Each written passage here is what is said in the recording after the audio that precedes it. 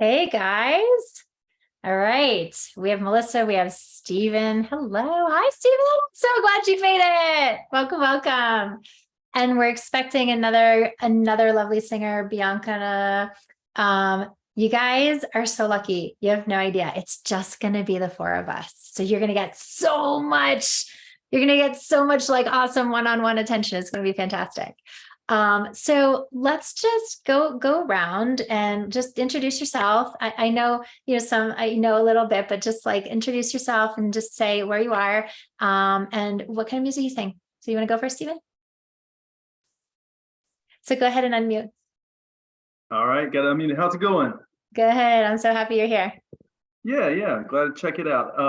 My name's Stephen West. I'm originally from Georgia. I've moved around a little bit, taught for the last 20 years or so, middle, high school, elementary, and did a bachelor's of music in Savannah, Georgia, vocal performance, and then went back to get my master's degree in choral conducting, 2015 in Youngstown, Ohio. Just been teaching throughout that time, singing. I'm married, have 6 children. We just had our 20th anniversary. And we're actually up in Virginia right now visiting with my wife's parents for a little bit. Nice. Well, kudos to you for carving out the time. Yeah. Awesome. And what kind of music do you primarily love to sing? I grew up my dad's family sang a lot growing up in church, and it was like Southern gospel music. Really enjoyed that in hymns and that tradition. My grandparents, they sang, in harmony, taught their kids to sing. And so I grew up hearing that and really loved that. I got to college and started studying voice, got into classical music, and I was really probably inspired. I heard there's a singer named Jerry Hadley. He was a tenor. Yeah.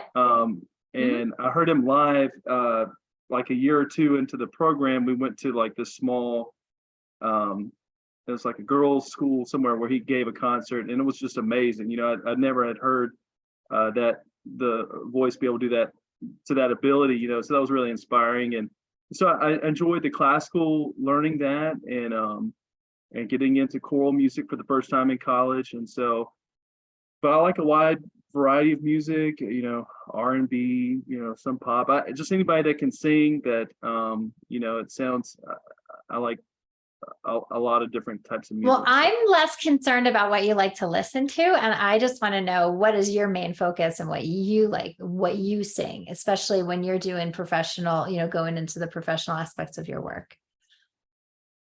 Well, professionally, for what I do mainly right now in teaching and choir, I love getting to the music that I select for the kids that they sing. The last time I performed was probably about, 5 years ago, while I was doing my master's program. That was classical. I enjoyed that. Okay. But I like. But I'm hearing you're open. You're open. That's what I'm hearing. I'm open. I just want, solid technique and to be able to make choices, That's true. Better technique allows you to make more choices. That is true. Okay, good. And I see Bianca is here. Hey, we are welcome. We're just I was saying to the others, it's just us 4. So you guys are going to get so much one-on-one. It's going to be so amazing. So we're just going around and introducing our cows. So Melissa, tell us where you are in the country and what kind of music you primarily sing. I'm in Seattle, and I'm still sort of discovering myself as far as genres. I'm really inspired by some of the 70s greats like Linda Ronstadt and Oh, yeah. Wow, that takes some breath support. So I'm here to improve that a lot. Well, you're in the right place. We're on it. All right. And Bianca, it's good to see you.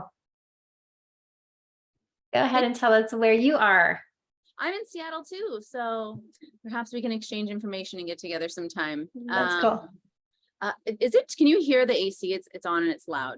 Nope. No? Okay. I'm hearing you loud and clear. I really enjoy neo soul music, like Hiatus Coyote, and I recently discovered Jasmine Sullivan. And that's the kind of music you love to sing primarily when you're doing your stuff. When I sing on my own, I do a mix between like folk music and then writing and singing my own. It's like, a mix between rap and R&B. Okay. Good. All right. So we got a beautiful spectrum here. So thank you guys for being here, really honoring you for carving out this time to work on the foundation of this, which is support. Because honestly, without that support, I mean, there is no way to be able to tap into the highest potential of what your voice can do and what your instrument is built to do. And so that really is why breath support is so, so, so important, you know, and there's so much bad information out there around support. I mean, not always intentionally at all, but it's just because most of the people out there purveying that bad information is just because they were the recipients of bad information around support. So we're going to dispel a bunch of myths and common misconceptions. And the reason that this is so important is because if you get this wrong, what can happen is obviously it can lead to vocal injury, which you all know, it can lead to inefficient use of the instrument, which can lead to nodes and vocal hemorrhage and vocal paralysis and all these things, which we don't want. More than anything, it can lead to lack of confidence because it leads to inconsistency. And when we're inconsistent, like sometimes we hit it and it's great, or we get through the phrase, or we can do that note or that song or whatever, and sometimes we don't. Now we're insecure. And so that lack of confidence brought on by the inconsistency, which is brought on by the inefficient support, is just a huge career killer. Because if you don't have that confidence, because you have that consistency, and if you don't know, you can go out there and nail that high note every time, nail that phrase every single time, be able to do an hour set without getting vocally tired, without doing damage, and be present and resonant. Without the confidence that you can do that, then you're not putting yourself out there for things. Or maybe you do put yourself out there, but you're not getting hired because you're not making that impact because that consistency is just not there for you. And so then you get beat down and you stop putting yourself out there as much, or you stop putting yourself out there for the things that could really change the trajectory of the career, of the income, of the impact, and all of that stuff. So that is why support is so essential, because it's not just about being able to make a great sound. It's how that then creates the dominoes that give you that consistency and confidence to go out there and start hitting your career goals. And without the foundation for that, you're not hitting those career goals, which means you're just settling for something that isn't the fullest of your potential and the highest life and career that you could create for yourself. So this breath support, while it is foundational, it's also one tiny piece of a larger problem in that sense of why you're not where you want to be, perhaps, in your singing, or it's not moving in the direction, seeing the results that you want fast enough. And so we're going to address this foundational piece today. But please know that there is so much more out there, in terms of the step-by-step to freeing your most powerful, reliable sound so you can go out there and be successful with it. So the first thing that I want to talk about is really the anatomy of support. So when I talk about the anatomy of support, what I'm really talking about I'm talking about the muscles of what I call the container of support. So what does that mean? The container of support if I step back, is the muscles of your six pack, right? So what's called rectus abdominis, the muscles that are in between your ribs called intercostals, the muscles that are your obliques, the transverse abdominis, lower abdomen, and the muscles of the lower back, okay? So all of these muscles create what I like to call the container of support, and this is the main foundation of what we're using to support our sound and our air. And so the reason that these muscles are so important, and you'll notice I didn't mention the diaphragm, because your diaphragm, guys, is reacting to the support or lack thereof that these muscles are creating, okay? So diaphragm is a dome-shaped muscle. Just a little refresher for those of you who aren't sure. Diaphragm is a dome-shaped muscle that is three-dimensional, looks like an upside-down bowl or a plunger, okay? And it lives at the bottom, at the base of your rib cage. And it connects in, kind of tucks in to all of these other muscles of support that we just talked about. So when you inhale, this dome-shaped diaphragm, it inverts to become a bowl to make room for the lungs that are filling with air. And it is the rise of the diaphragm that then pushes the air and moves the air out of the lungs that then vibrates your vocal cords for the sound. Now, the problem is that most people are taught to, quote, use their diaphragm. And I hate this because you cannot use your diaphragm. You cannot direct your diaphragm to do anything because you don't have nerves in your diaphragm. You literally cannot feel your diaphragm. So what happens when we tell singers to use your diaphragm is that they can't feel it. So they start getting all up in there and doing all kinds of manipulations with everything else that actually sabotages the diaphragm from doing what it really needs to do. And here's what it really needs to do. Remember, we said when you breathe in, the diaphragm inverts to become a bowl, to make room for the lungs, okay? It is the slow and steady rise of the diaphragm back to this dome shape that creates the most efficient volume of air, meaning amount of air passing through the cords, and velocity of air, speed of air passing through the cords, okay? But I just said you can't control your diaphragm because you can't feel it. But what you can feel are all these muscles that we just talked about that this diaphragm tucks into, okay? So when we're talking about breath support, we're not talking about the diaphragm. What we're talking about is learning how to use the muscles that support the diaphragm to stay low and move slow. If these muscles are not consistent in doing that, then the diaphragm is just all over the place and you're leaking air and you don't have a consistent volume and velocity of air passing through the cords. And so your tone is not as focused and not as efficient as it could be.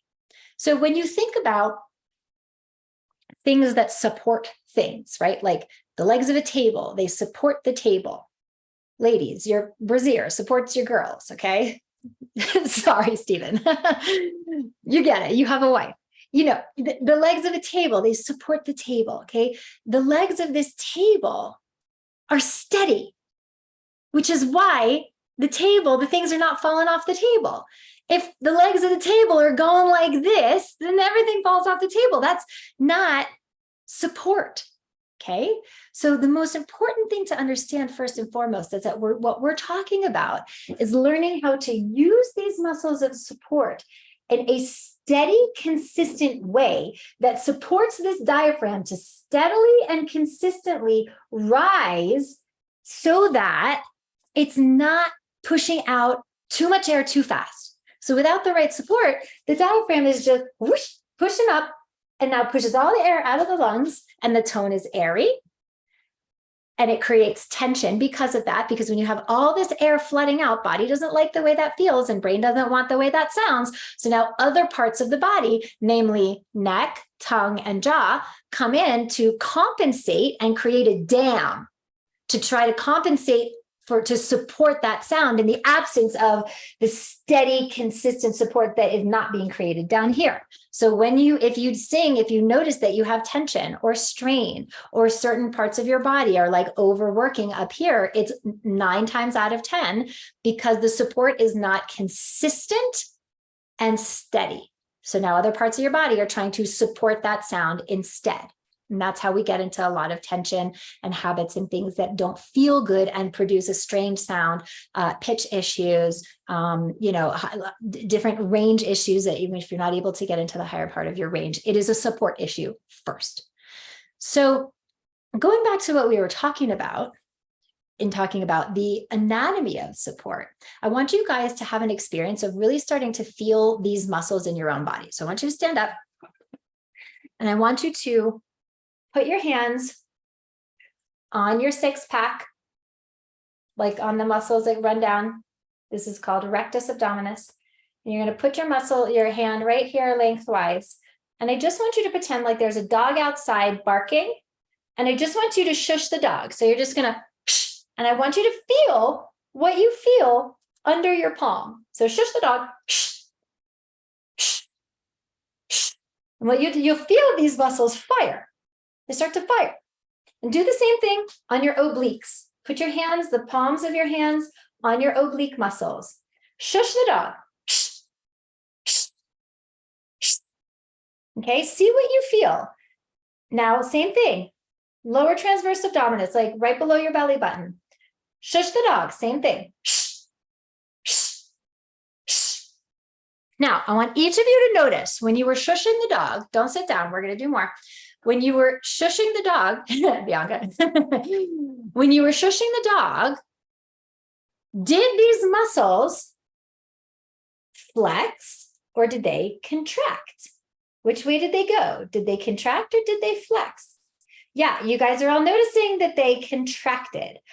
I want to see, so put your hands back on your obliques because there's a difference between flex and contract, right? Like I can flex my muscles in my hand and they're going to make my hand do this. I can contract the muscles of my hand. It's a direct, it's both a use of the muscle, it's an engagement of the muscle, but one is this way, one is this way, okay? So let's see if you can shush the dog, but instead, see if you can flex those muscles into your palm to do it instead of contracting in. So try it. And you can, if you can watch my body, watch, I wore a white shirt on purpose so you could see. Watch my muscles.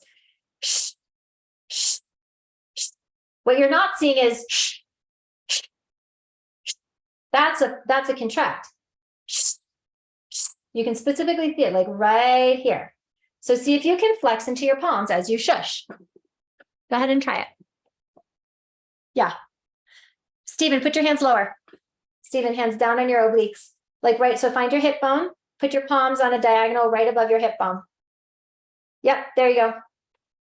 Yep, good. So are you guys able to feel what it feels like to move air and to utilize those muscles, but in a flex versus a contract? Okay, anybody not feeling this? I can see all of you, so just let me know if you're not. Okay, so Stephen, okay, so go ahead and mute. Stephen, tell me what you're feeling. I could feel it somewhat up higher, but down here, I'm not feeling like much movement, you know. Okay, so be very intentional about sending the muscles in the lower part of the body down and out, like almost like you're pooping a little bit. Try it. Got it? So can you describe the difference in how that felt to you? I just felt a little more of a pop down here, like. Right. It's just a little, it's like a little flex. It's a little flex. It's going this way instead of this way.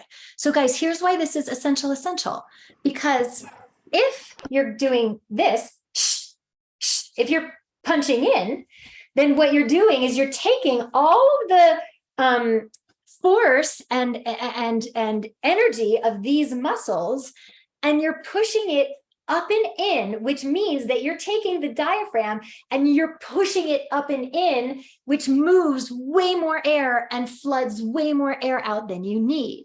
When you are flexing in this down and out way that we were just feeling, instead of taking the diaphragm and going whack, whack, whack by how you're engaging those muscles, instead, you're just giving it a little boop, boop. It's like a tiny little thing. You're giving it engagement without shoving it up and pushing too much air out of the lungs. Does that make sense to you guys?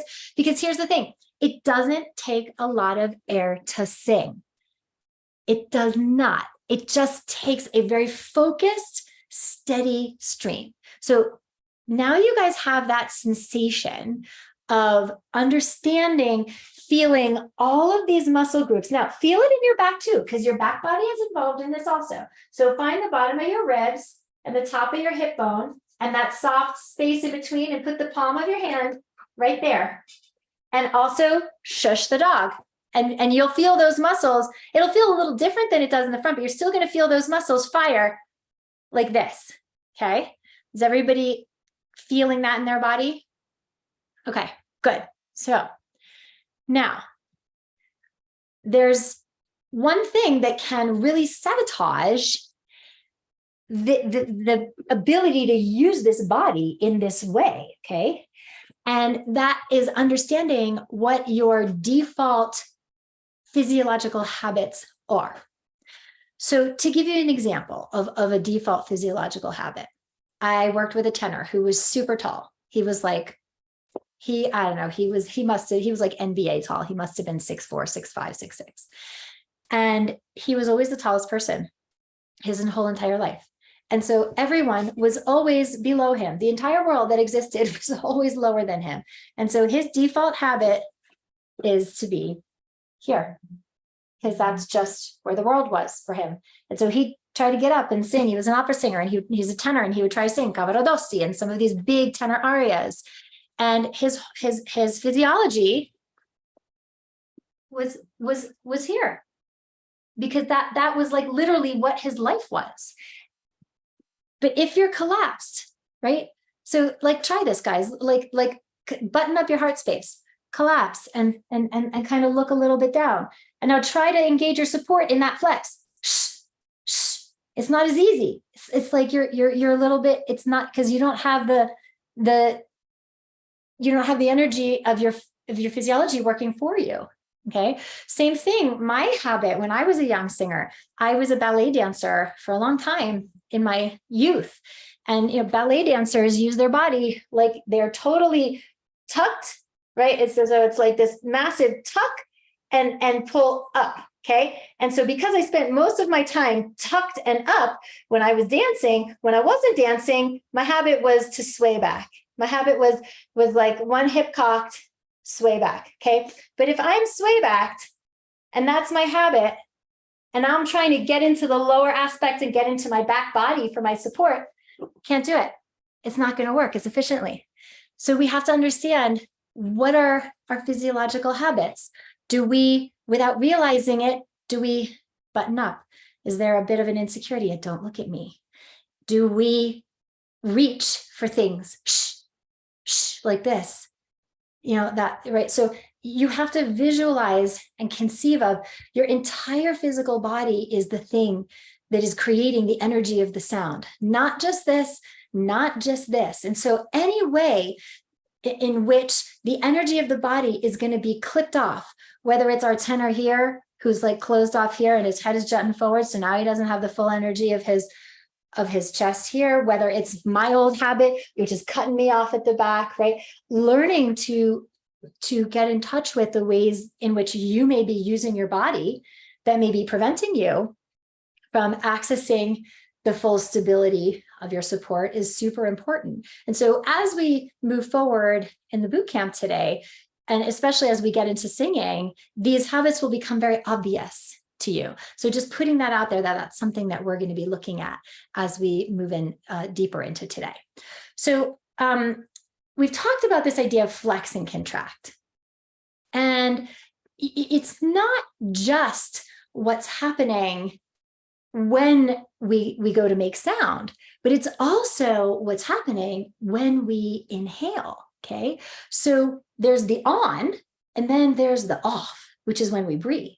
So first, I want you to get in touch with your ribs. So we've talked about what's going on down here, but now let's talk about the ribs, which are a big part of not just the inhale, but a part of what happens when we phonate. So I would love for you guys to stand up, and I want you to ragdoll and just hang and give a nice little bend to your knees. Let the weight of your head pull out your neck. Let the weight of your arms pull out your shoulders. And I want you to do a nose breath into your back. So Bianca, now relax your knees a little bit. It's not yoga. There you go. Good, Melissa. And just let your head hang heavy. And as you inhale, do some nose breaths and send the breath into your back body. So drop your head, Stephen, drop your head, let your head hang. There you go. And a nose breath. And I want you to visualize the air rising up through your back, up into the ceiling. So send the air into your back body. Relax your head. Yeah, guys, make sure that your head is hanging heavy. Stephen, yes, there you go. And feeling the air as though you're feeling your back body rising, your back ribs rising up to the ceiling, sending the breath into the back, but making sure that your head is still real heavy and that you're not trying to pull air in by craning your neck. Yep. Okay. So now rolling up slowly. Your head is the last thing that comes up. Good. Okay. So now that you're standing, even though you're standing, you're going to do another nose breath. And even though you're standing, I still want you to send the breath into your back body. So nose breath and feeling it go right here. Yup, that's it. Okay. So the reason this is so important, you guys, is because you have more lung in your back than you do in the front. So in the front, your lungs end here. Your ribs end here. Your ribs are there to protect your lungs. So your lungs stop here in the front. But notice, how far down do your ribs go in the back? Oh, they go all the way down here in the back. Why? Because your lung goes all the way down here in the back. So you have more lung in your back body than you do in the front body. So this is super essential to understand, because if we're going to be connecting to the capacity of the lungs, we don't want to focus the breath here, because what that does is a couple things. Number one, it creates tension because we're here and we're all up here. Okay, if you guys, if you feel the inhale coming up above your armpits, you're over breathing. So I want you to feel that the inhale is not going this way, but it's instead going like this. Like the air goes down and around here. It's the same thing that you felt when you were folded over. Did you feel how much you could flex in that capacity in your back body? Okay. So the inhale is something that we want to send into the back. So one of the things that you can do to feel this is to wrap your arm around your lat, like ladies, get under your bra line and put one arm around your lat and just relax the other arm and relax your shoulder. I know it's a little unnatural. Okay. And send a nose breath into your hand and you'll feel that. Yeah. Now, if you start to feel yourself coming up into your shoulders, so if you watch, I can breathe here and you'll see this expand. And this is plenty for me. Now I could keep going, but it puts me up here. That's over breathing. Okay. So if you feel it coming above your armpits, it's too much. A life breath into your back. Okay. So start to play with this feeling of what it's like to feel the breath go into the back and that be the focus instead of the breath coming here. Okay. Yes. So you're releasing into those back muscles and feeling that expansion. Okay. So when we do that, okay, we want to make sure that that beautiful expansion that we just had on the inhale does not immediately collapse when we go to do our hiss. So we felt the hisses, we felt these flexes here and here, okay? But that can be sabotaged if the heavy bones of ribs are contracting instead of flexing as well. So contracting ribs looks like this. Right? That's totally inefficient. Why? Because I'm using heavy bones of ribs to push in around my lungs. So this diaphragm that has inverted, now the ribs are pushing and it goes whack, like up way too quickly. Okay. So instead, we want to just feel our ribs be nice and buoyant, but we're going to move the air with this gentle flex down here. So what that looks like is, you see how I'm still talking to you and I haven't let these go. Okay. So what I want you to feel is as though you have like a strapless bra or like a belt around your ribs that's hooked one size too big. And when you hiss, you don't want to let this belt or this bra fall down. Okay. So play with that sensation for a second. And I prefer wrapping than this because this puts you up in your shoulders, which we don't really want. Okay. So just one arm around, let the other one down.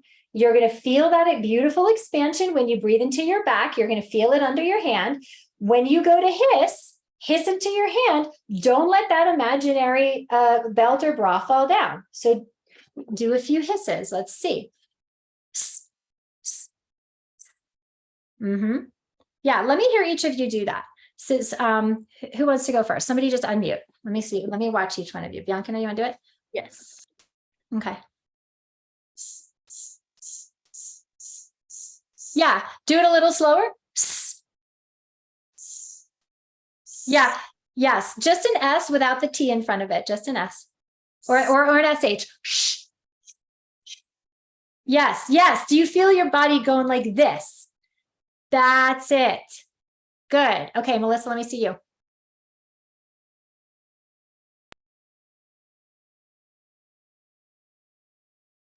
Say something so that my camera will flip back to you. Okay. Hi. There you go. Okay, hi. Okay.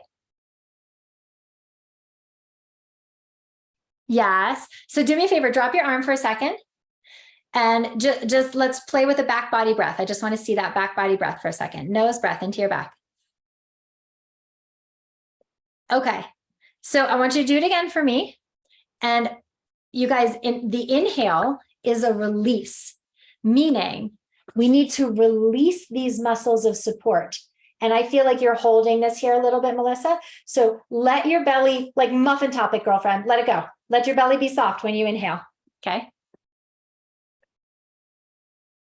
Yes. Did that inhale feel different to you?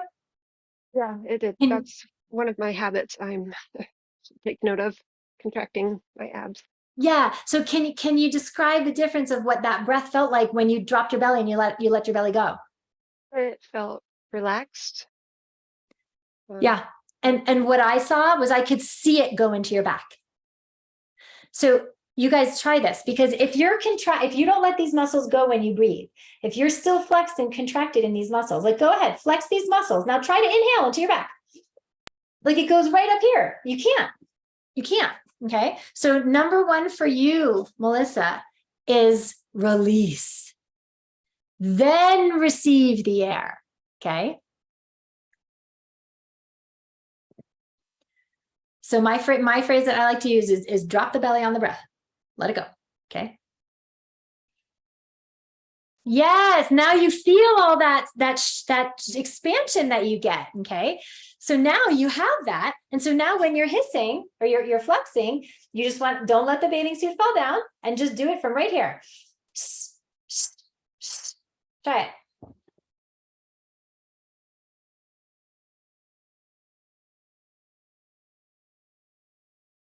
Yeah.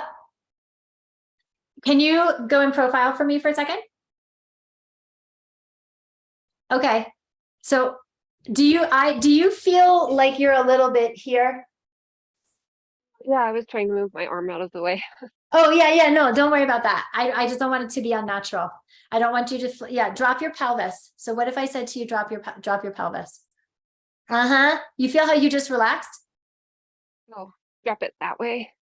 Yeah. So again, like we all have habits, right? We're just identifying. So I feel like there's a bit of a habit for you, which is to be here rather than here. Yes. Does that feel different to you? Yeah. Can you describe it? More relaxed. Yeah, I think before you were like on guard. I was doing something. I've heard you say many times, make do, push, or something like that. Let versus do. Yeah, So just exactly. right. So this is a beautiful natural posture. It's not a forced posture. The other way felt like a forced posture, which is an overdoing, which is going to mean that then your body isn't going to be able to release into that breath. Okay. So let your body just let the breath come in into your back. Okay. Now a couple hisses.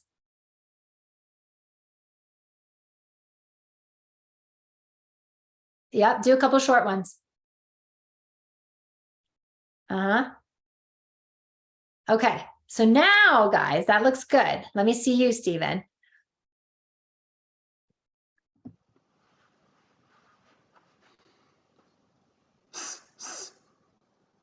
Yep. Let's do again. Yeah. Connect to the back body. And it's almost like I want you to visualize like your mouth is not here, but your mouth is like right back between your scapula. And that's where the air is coming out. Yeah, but you don't have to hike it up. Like, meaning don't hike this in to do it. You're creating. Yep. Yes. Yes. What does that feel like to you? I'm not sure. I've played around with this kind of thing a lot, and so sometimes I'm trying to like just think of it completely different, new, but sometimes it feels like I grip too hard or something. I don't know. Like, Okay, so you guys, there's a point of diminishing marginal return here. If that feeling in the ribs of not letting the bathing suit or the bra or the belt fall down, right? I want you to visualize that you're flowing the hiss, that you're flowing through the ribs rather than holding them out and muscling them out. That feeling, you know what I'm saying? That's what's going to make it feel like it goes too far.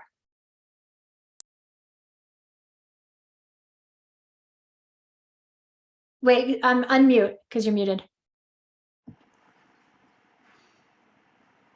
Okay, so this is what's doing the flex. This is what you're just moving, you're just like staying buoyant. So it's this feeling of widen out, like, and it's gentle.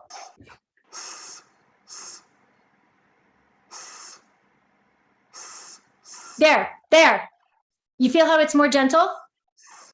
There. the pressure comes off when it feels right. Like the hiss is more focused or something. I don't know. Yeah. Like it comes right to the edge of my teeth, kind of. Yeah, it's more gentle. When you do more down here, you send more air, you flood it out more, and it's not focused anymore. It's too much air. It can't be.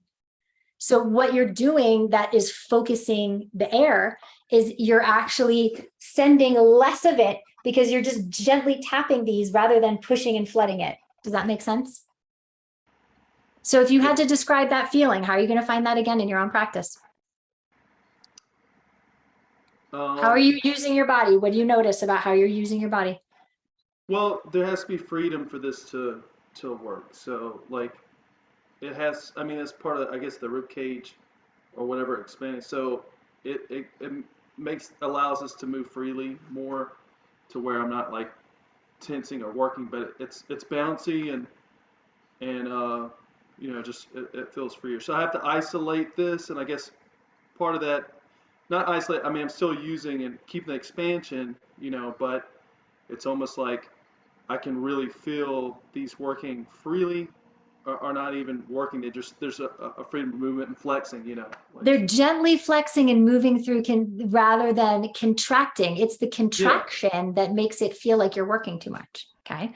So stay with me here. So guys, now what we're going to do is we're going to do this over a duration. So stay unmuted because I'm going to use you. You're going to do it as an example, Stephen. Okay. So now guys, instead of doing it, these short little shushes, okay, you're going to do it on an S and you're going to do a 4-beat hiss. And so you're going to take this gentle flex out sensation, this buoyant rib and this lower engagement sensation, okay? And you're gonna flow through that direction over a 4-beat duration. So instead of it being it's gonna be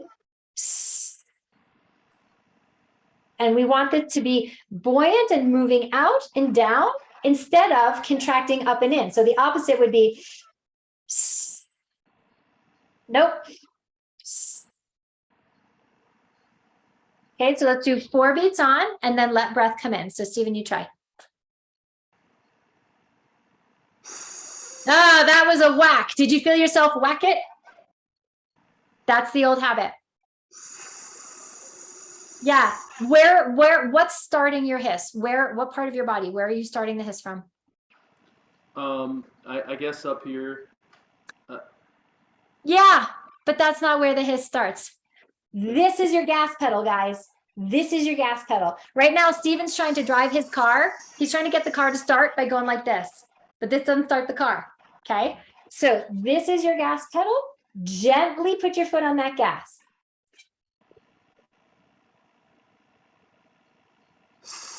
Oh, did you feel that hook? Did you feel that? Yeah. Yeah, that's an old habit. That's probably been there for a long time. Yes. Just gently flow into it. Yes. Okay, what does that feel like to you? How does that feel different? It's sort of a struggle, actually. I mean, it's kind of back and forth, I guess. Well, sure, because it's new. You've been doing it the old way for 30 years, right? Whacking it, and then sometimes it's like, you know, it's more free, but Yeah, but that whack is the difference between you being able to access the full potential of your sound and not. Because when you start it with that, you're starting it with tension rather than with ease and flow. Guys, it does not take a lot of air to sing, but the way his body has been habitually doing this is by, it's an old habit, an old idea of the mind, subconsciously, that you need to start it with a whoosh, okay? But that's an immediate blowout, okay? Rather than efficiency. So come back down, put one hand on your support. I'm sorry, one hand on your ribs, put the other hand on your obliques, okay? This is monitoring you being able to breathe into your back. And this is your gas pedal. So put that hiss right into your palm, Stephen, right here.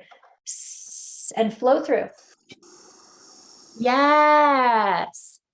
Now let air come in and do it again. Yes. That, do you feel what it feels like to kind of sit into it instead of to whack it? That's the difference. What does that feel like in your body? I'm not sure yet. I mean, it just feels like I'm hissing lighter right now. Like I Okay. don't feel a lot of activation here when I just try not to slam it. I don't really feel much going on here. So remember what I said to you about 5 minutes ago about feeling like you're gently pooping? Like that's the sensation, just gently pooping. Try that. Yes. Yes. There you go. That's it. How would you describe that sensation? Just maybe a little bit more activation, I guess. It's active without force pushing whack. Okay. So good. So remember that sensation. You guys, are you noticing how I'm constantly asking him, what does this feel like to you? Can you describe this? What is it? Because he needs, and all of you need to start understanding the feeling of the good sound so that you can recreate it every single time. And you're not having to listen to yourself, even though we're not even phonating right now. We're just doing hisses. Okay. Melissa, let me see you. Let me hear you.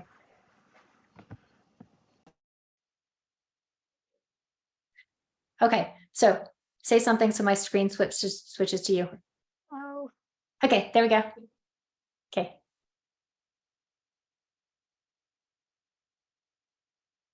Yeah, I would love for you to be more obvious about finding space in your body.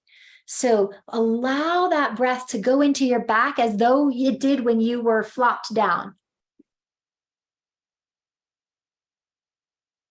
Yes. Yes. What does that feel like to you? I felt some pressure towards my back and, well, a little towards the backside too. Okay. But allowing the word that keeps coming to me is scope. The scope of the space that you create on that inhale, the scope of the container that you create on that inhale.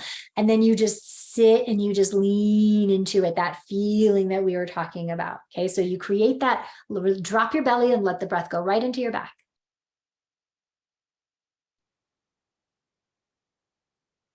Yep. Good. So now we're just flowing through these muscles. Put your hands down here and hiss right into your palm. Yep. There you go. That's good. And what I like is that you're not collapsing your ribs. You're not pushing air by collapsing ribs down here. That's good. Okay, good. Bianca, now let's check in.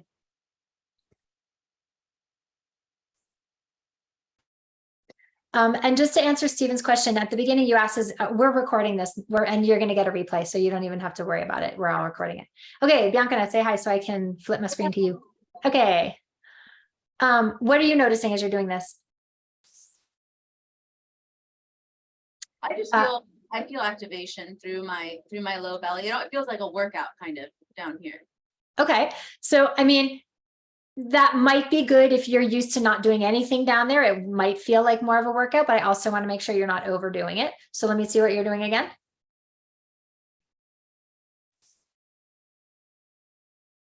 Good. Yeah. Yeah, that looks good to me. It doesn't look like you're overdoing. So it's just probably feeling like that to you because you're probably just not used to activating those muscles in that way. Okay.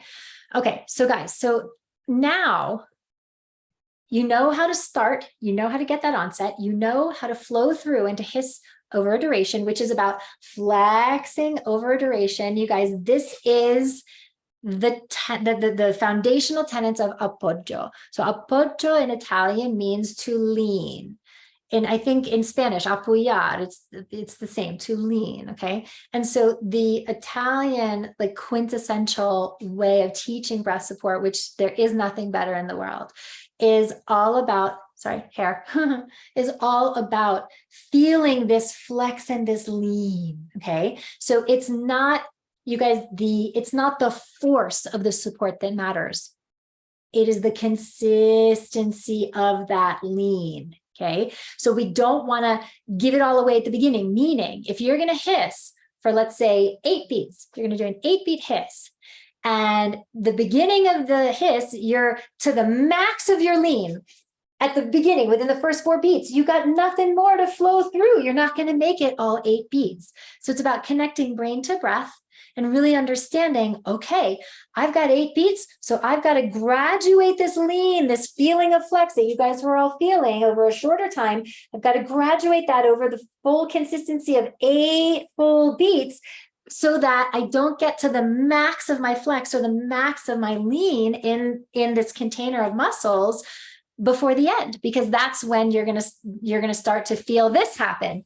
That if you can't go anymore this way, it starts to want to come in to squeeze that last bit of breath out, and that's what gets you really into trouble. Okay, so one of the things that I want to just warn about, which is a pitfall of this, is just to make sure that you're not focusing your energy of support on the middle part of your belly.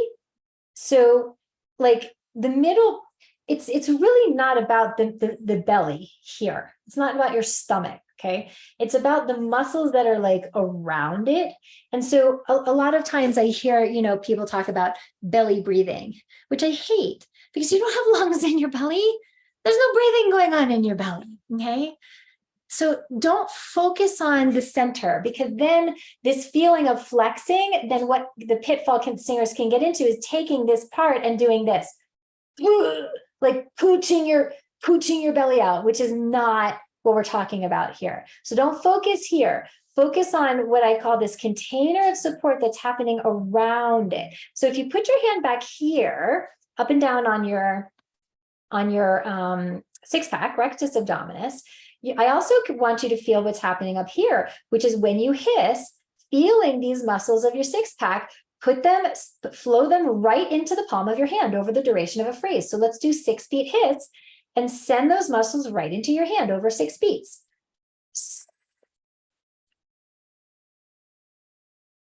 Yes. What do you feel? Anybody want to describe what they feel there, Bianca? I just feel it consistently pushed outwards. That's what you want. You just want to feel that consistent engagement. Okay. I'm gonna really caution you guys to be really cognizant of the words that you use to describe whatever technical thing is going on. Because if we use the word push, even though you weren't pushing right now, if you use the word push, eventually you will push, and it's an overdoing, it's too much. So you'll notice I'm not saying push, I'm not saying control, I'm saying engage, I'm saying flex. So that feeling that you felt is these muscles consistently engaging over a duration, and that language will support you a lot better, because the words that we use to direct ourselves around our support really, really matter.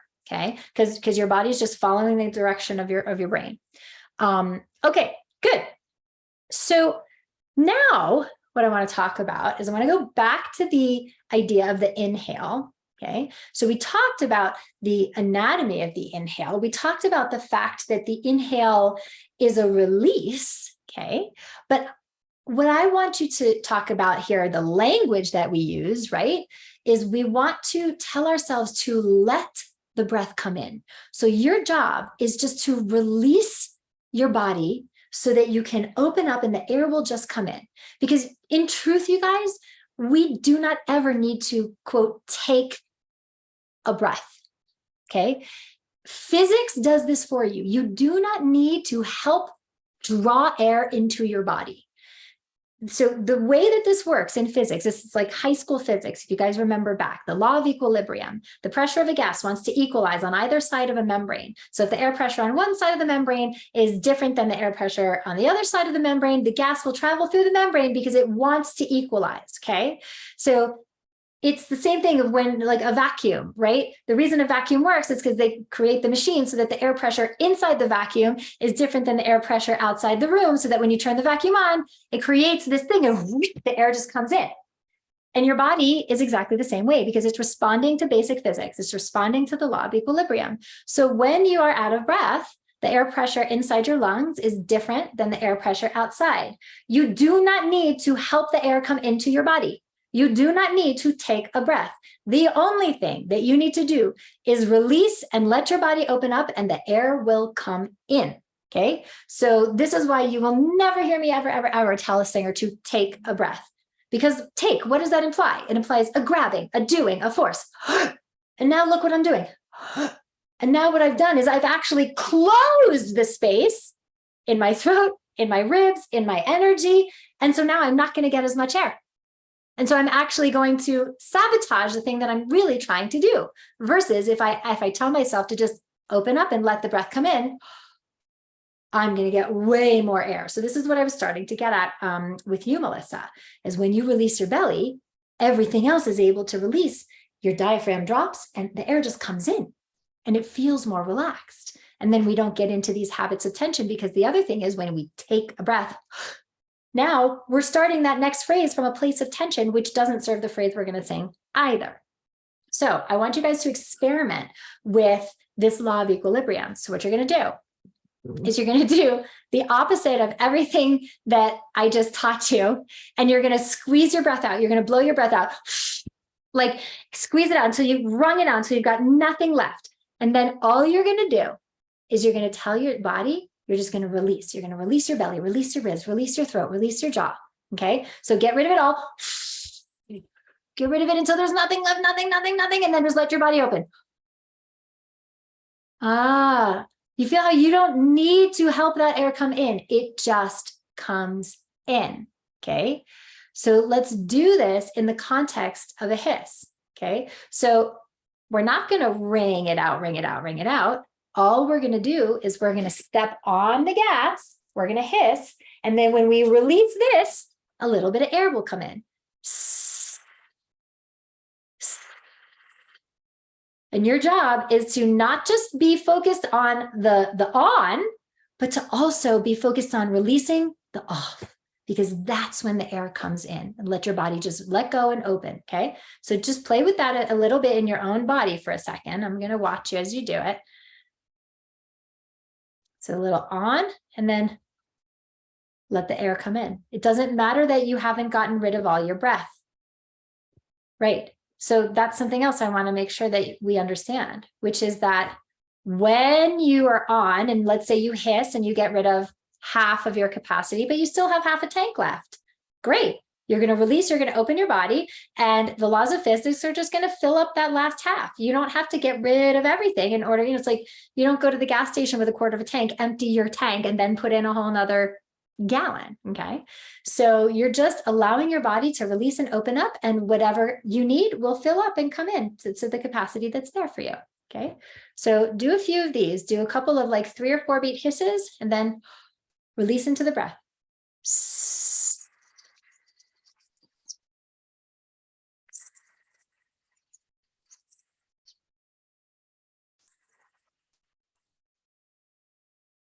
And you'll notice that the inhales are very gentle.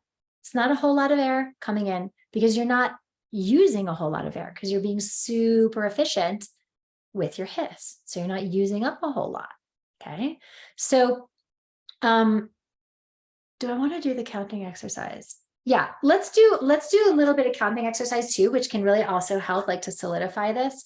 So what you're going to do is you're going to count 1 to 10 in what I would call like a full stage voice, which is like 1, 2, 3, 4, 5, 6, 7, 8, 9, 10. And then you're going to keep cycling. You're going to keep counting 1 through 10, kind of under your breath until you're out of breath. And then you're going to let the breath come in. So it's going to be like this. 1, 2, 3, 4, 5, 6, 7, 8, 9, 10. 1, 2, 3, 4, 5, 6, 7, 8, 9, 10. 2, 2, 3, 4, 5, 6, 7, 8, 9, 10. 3, 2, 3, 4, 5, 6, 7, 8, 9, 10. 4, 2, 3, 4, 5, 6, 7, 8, 9, 10. 5, 2, 3, 4. So when your brain is like, okay, you should breathe now, let the breath come in. You don't have to fully get to the next 10. Okay. So full voice and then keep cycling until you're comfortably out of breath. So try it. Do a few. I'm just going to watch you guys as you do it.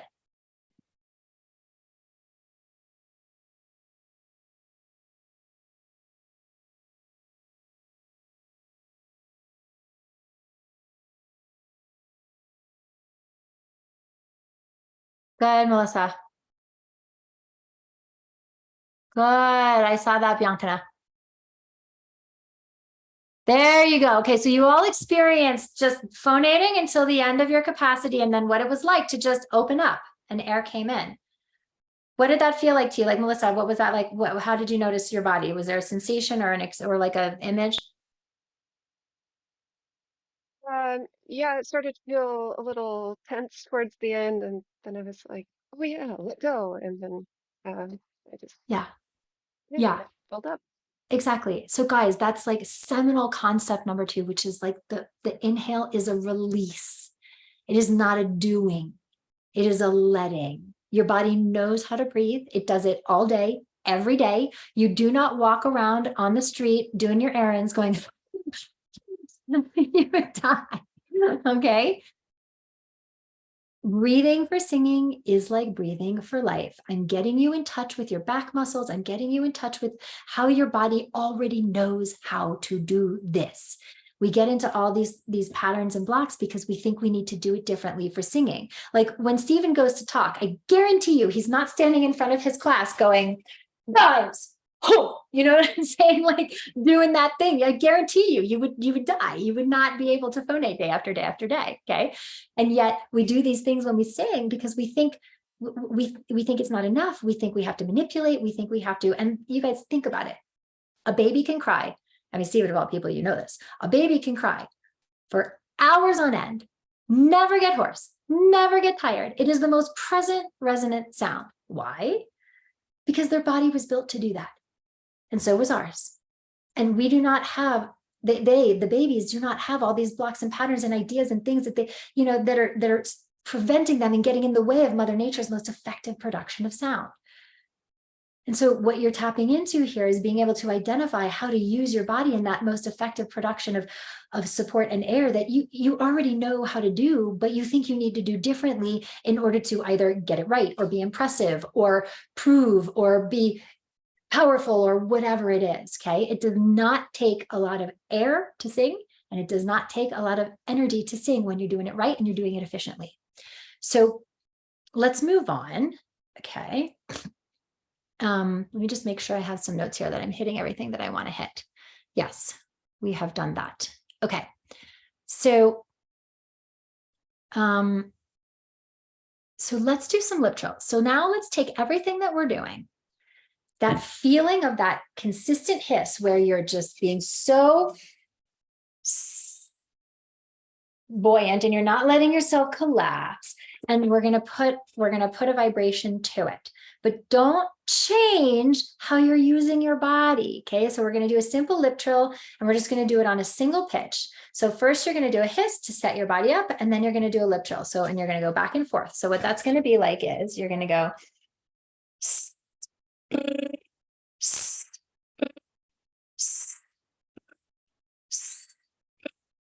and the only thing that you're doing is you're phonating here, but you're using, do you notice how the way I'm using my body, nothing changes. It's just a gentle flex, gentle flex, a gentle flex. Okay. So who wants to go first? Who wants to try this? Don't be shy. Okay, Stephen, let's do it. So stand up.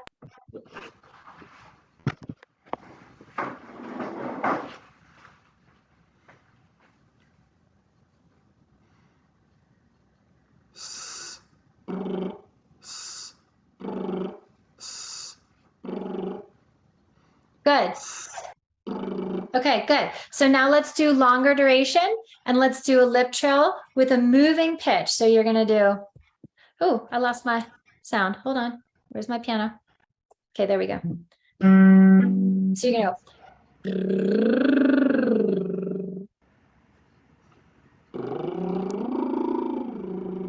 There you go. And what I like about what I'm seeing is that you're not changing your support just because you're changing pitch. Okay, so let's do a few of these. Let's go down to the lower part of your voice. And let's do 1-5-1, and we're just going to go up the keys. Okay.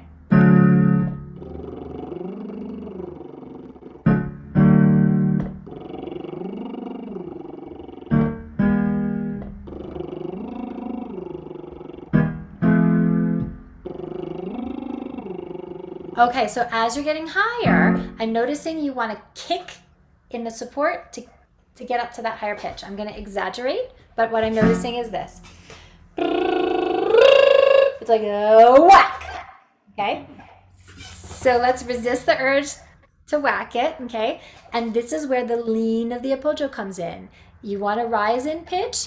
This is your gas pedal. Lean a little bit more in advance of the rising pitch. It's like a trampoline. You go down on the trampoline to go up first. Okay, so the pitch is rising. You want to lean a little bit more down. That's what's going to help that pitch rise without you having to whack it. What's happening is you're starting to rise in pitch with the same level of support, but then all of a sudden, now you're at the higher pitch and you need a lot more and it's too late. And so you got to play catch up and whack.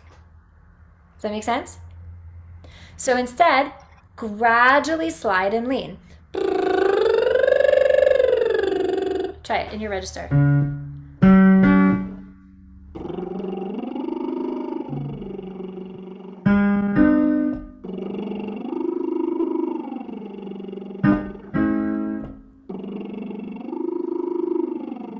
Yep, resist the urge to want to pull up and in as that pitch rises.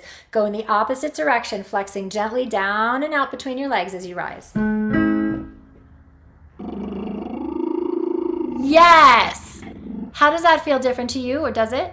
Yeah, that was the best one. It felt the best, the last one. The other ones felt like just kind of more my old thing, and the last one felt freer. Yeah, because as you were rising, you were going down to go up. Your habit, Stephen, is to go up to go up. And when you watch this recording back, you'll see when I stopped you and I said, wait, do this again and think down to go up. If you rewind and watch the one you did just before that, you're those few keys before that, you're literally going to see your body kind of kick up and in ever so gently. But that last time you didn't do that. You went down to go up. So do that again.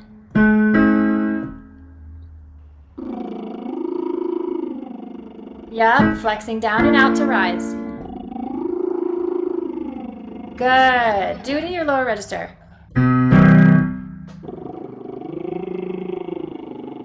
Good. So how is there an image or a sensation? How are you going to find this consistency in your own practice?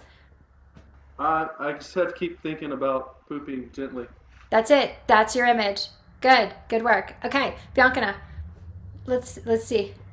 So we're going to go back and forth from the hiss to a lip trill. So about this tempo. Okay.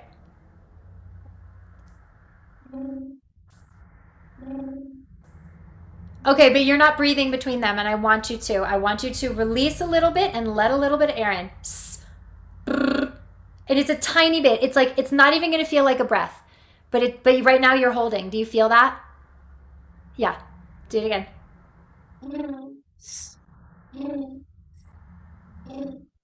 Okay, let's do it again.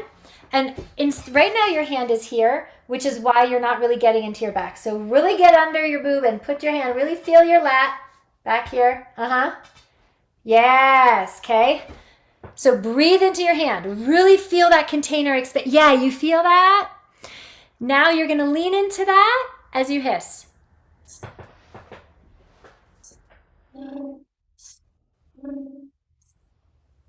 Okay, so you're half in the new and half in the old. Yeah. So I see you being wide up here, but you're also trying to make the lip trill and the hiss here. S, d, d, d, d, instead of letting this be buoyant and putting the hiss and the lip trill right into this palm right here. Can you try that? Yes. Yes. How does that feel different to you?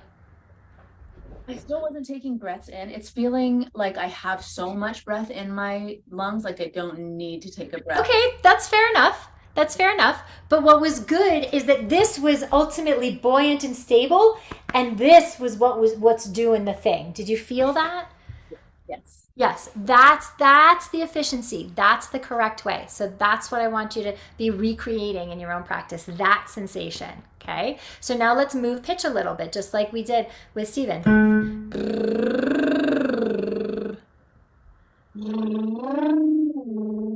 Okay, so as you rise, resist the urge to want to take your physiology up to try to move the pitch up, okay?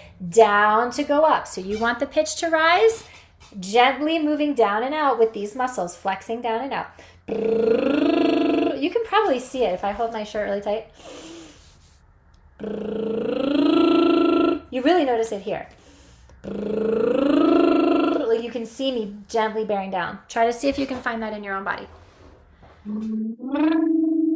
Yes, and you'll notice it goes so much more easily. You don't have to force it. Yeah, more volume.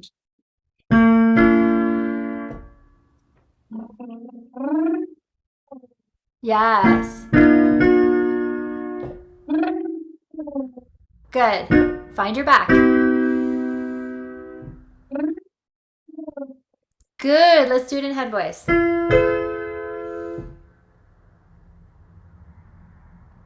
Okay, so what's funny is that I don't think you have your original sound on, and I should have given you guys directions on how to set that. Do you know how to do that?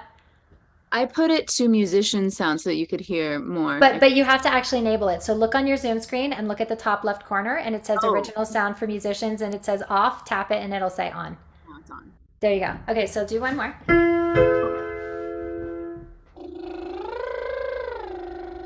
Okay, good. So I'm going to be super picky right now, but this is why we get good results, because I'm never satisfied. So I'm watching your ribs, okay, and I'm watching you do a good job down here by leaning into this, but I'm watching your ribs respond to the direction of pitch. So what that means, watch my ribs. I'm going to exaggerate. It's this.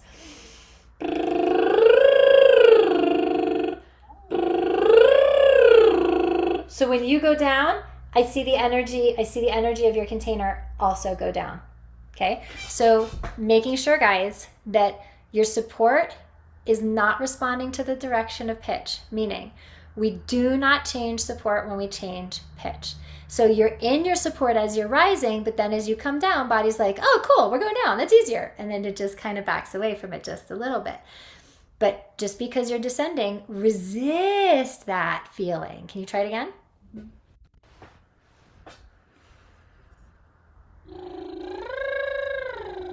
Yes, that's stability. What does that feel like to you? Exactly like you said, stability is just a consistency through here. Right. Sort of flapping. Right. Because before, the legs of your table were kind of a little bit going like this. Now the legs of your table, whew. And now that's consistency because you've taken your diaphragm and you've stabilized it. Guys, the entire reason for support is to stabilize that diaphragm, because what that diaphragm does is what your air does. And what your air does is what the sound is going to be. Okay? So that's that stability. Good job. Okay, Melissa, let's hear you.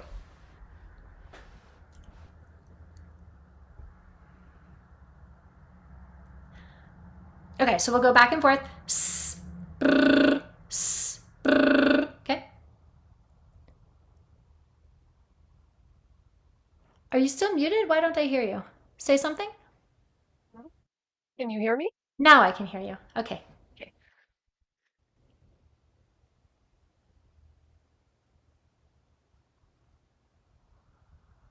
Okay, let me help you with your original sound too.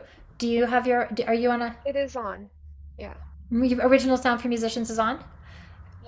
What would happen if you take off your earbuds and you just leave the computer sound? Yeah, sure. Let's see what happens then.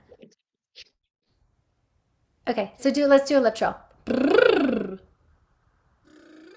Now I can hear you. Okay, good. So let's do it a few on and off.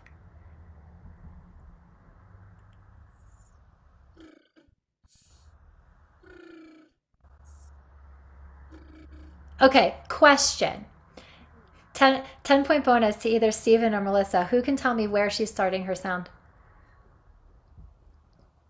Yes! Melissa, that's great. You identified it, and Bianca, you identified it as well. Okay, so no fair for you, Melissa, because you could probably feel it. Okay, but what does it feel like when you're starting that? That's the habit. So what does the habit feel like? There's some pressure here. Right. Okay, so I want you to visualize like a giant open channel. Like in my imagination, it looks like, remember in the old Charlie and the Chocolate Factory movie where Augustus gets sucked up in the giant tube, right? In my imagination, it's this like giant lucite tube that just starts between my ears and goes all the way down to my pelvic floor, okay? So that is your open tube. Your job, visualizing this almost like a turkey baster, open tube, and down here is what's moving the air, okay? So the lip trill and the hiss are created here. Old habit would have you want to create it here, but then it clips off the tube, okay? And then the energy in the air doesn't flow, okay? So visualize this giant open tube, put hands right back down here, okay? And the lip trill is right under your palm, right here, right into your hand.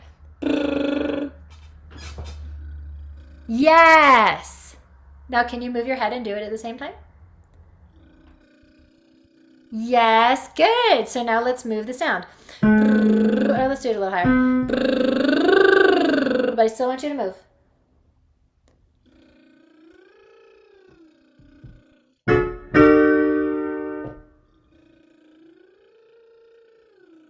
Good. Find your breath in your back body.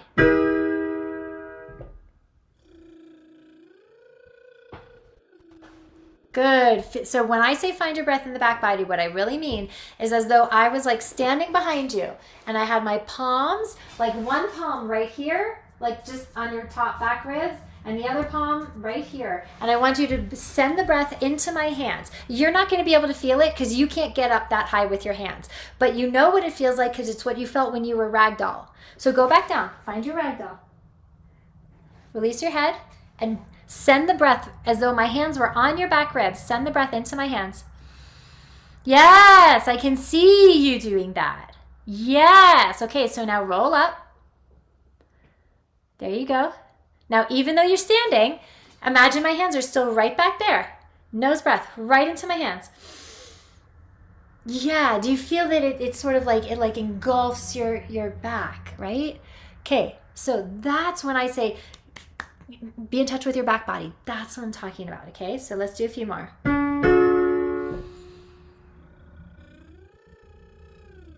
Yes.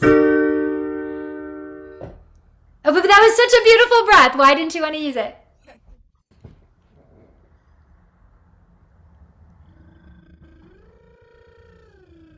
Good. Moving your head.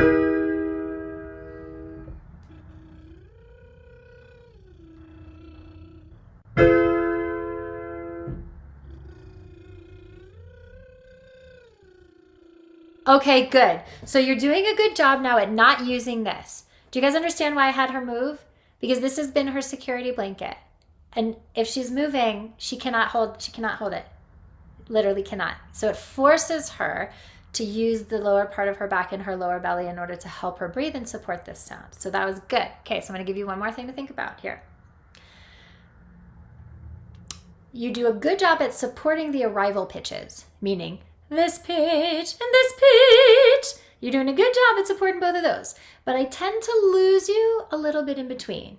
And so she's supporting here and she's supporting here, but on the movement, she's not supporting, which is why if you'll notice when you get the replay and you watch this back, that we lose the core of the tone in the lip trill, like in the middle. Okay, so I really want you to think super slurpy, derpy, slidey, gooey, and I want to hear all the semitones between, where were we? Here and here. Like a cry. What's happening to you, I'm going to exaggerate, is and we get this puff of air because, again, body's like, oh, cool, we're going down. that's easy. Like I don't have, you know what I'm saying? Like I don't have to support, but guys, pitch doesn't exist in physical space. Like we have to get this. We exist in physical space because of gravity. Up requires effort.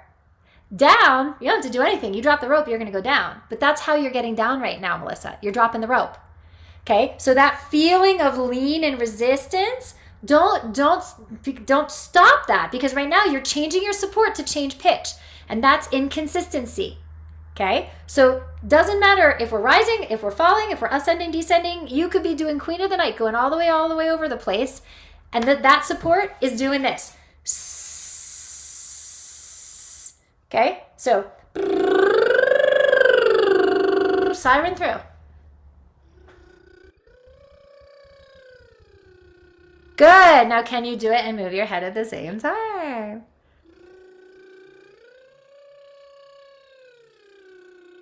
Good. Let's do a few more.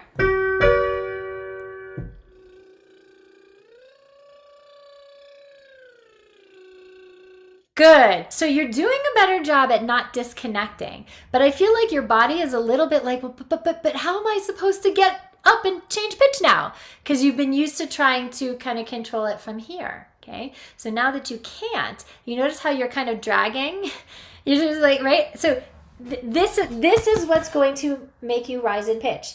This is what's going to make you move pitch up or down. Put the descent and the ascent right into your palm, Melissa.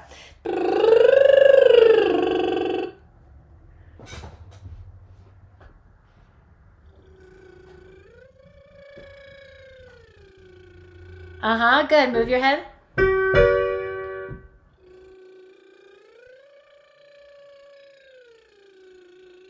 Yes, let's find some momentum with it. I want you to move even more swiftly.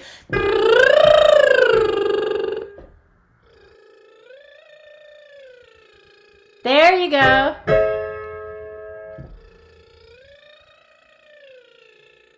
Okay, so are you starting to feel how you're hitting the ceiling?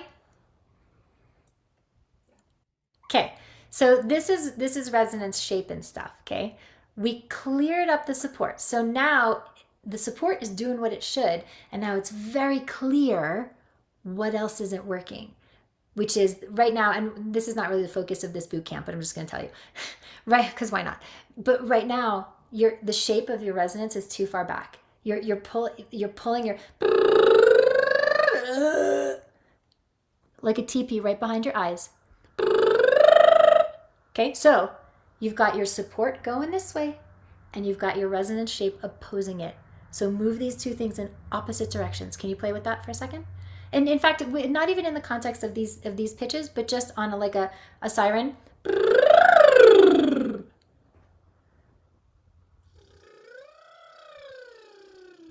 Yeah, pull it even further. I want you to visualize that the sound is like a beam of light going from your hard palate behind your nose and right out the top of your unicorn horn. Yes, let it go there. Don't resist that. When you resist that, you hit the ceiling. What did that feel like to you? Can you describe? Yeah, I just pictured myself being a unicorn.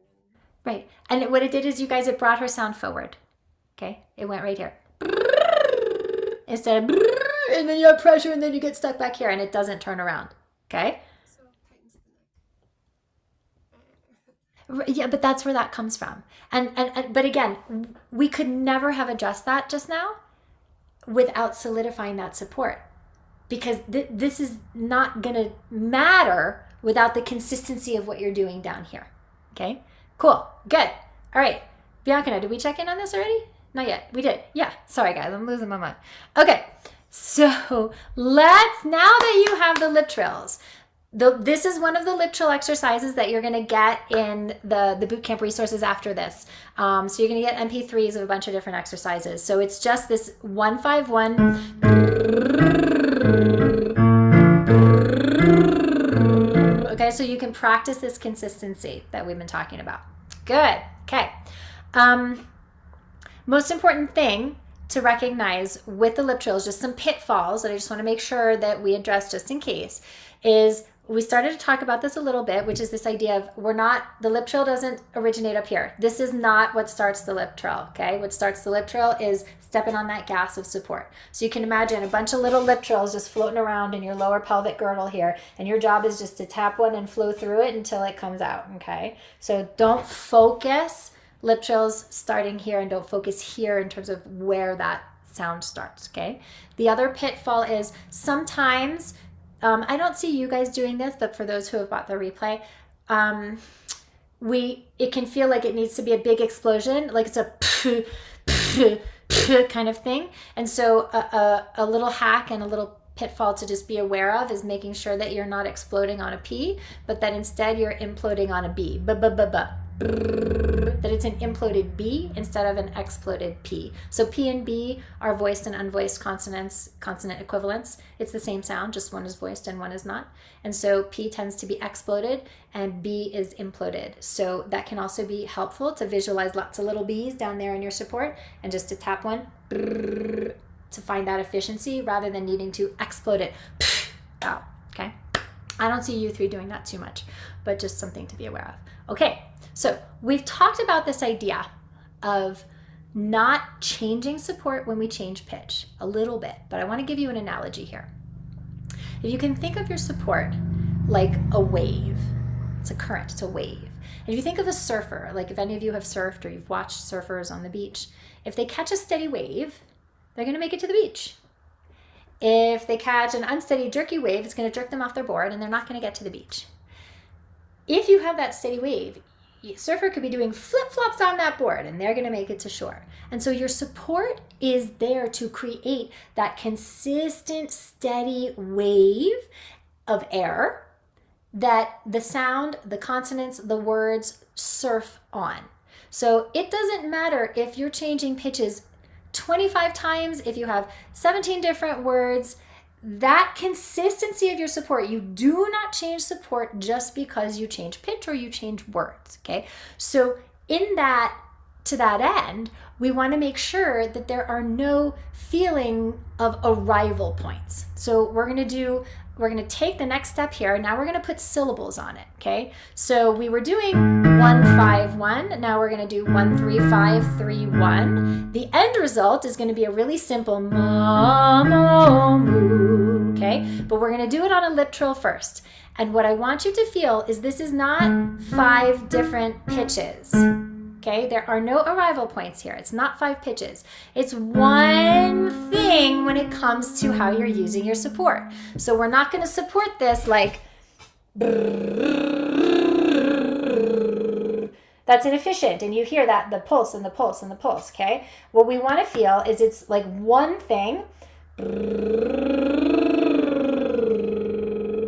So like visualizing if you were a stringed instrument, like if you were a violin, doesn't matter how many pitches, it's one bow. Rather than okay, not 5 different bows, one bow, okay? So we're gonna do a hiss to the lip trill and then to the mama moo. So what that's gonna be like is I'm gonna play, but you're gonna hiss. And so it's gonna be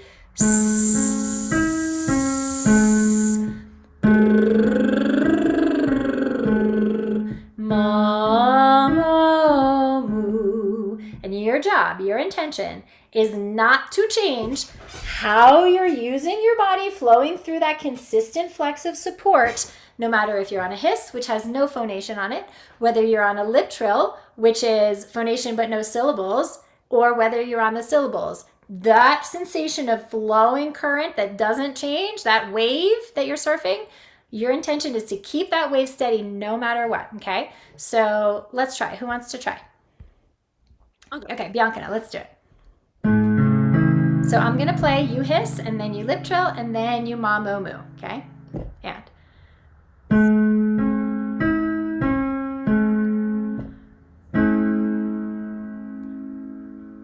Wait, am I hearing you? Do your lip trill?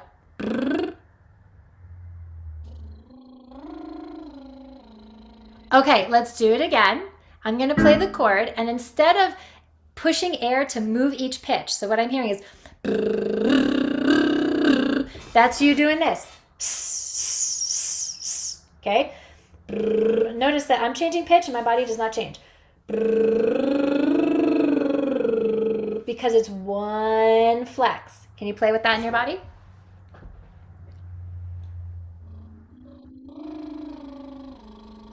Right, here's where that gooiness comes in. Really slurp and connect these dots. Do it one more time. The way you're gonna connect these dots is by sliding into your support.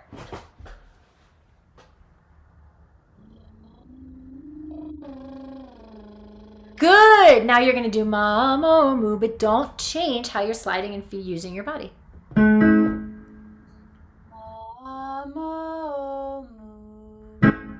Hiss. Be more intentional. Don't just let it flop, okay? Find your back, find your obliques. Yes. Now lip trill.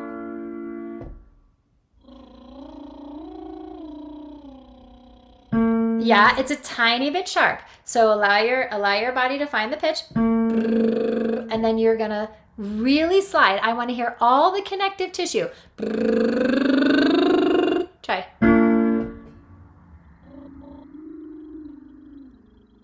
Right. You feel how that feels like one thing instead of 5 things? Now create that on the mamo moo.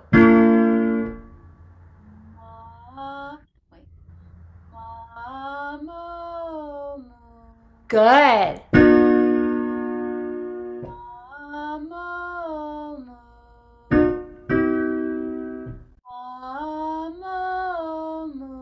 Okay, when you watch this back, I want you to rewind and I want you to watch what you just did. And when you pay attention ever so slightly, you're gonna see you abdicating your container, and it's doing this. I'm gonna exaggerate, but it's doing this. Ma, ma. As you're rising, you're collapsing ribs, which then floods it with air, and then it's harder to manage the focus and the resonance of your sound on the rising pitch, okay? So I want you to do the exact opposite.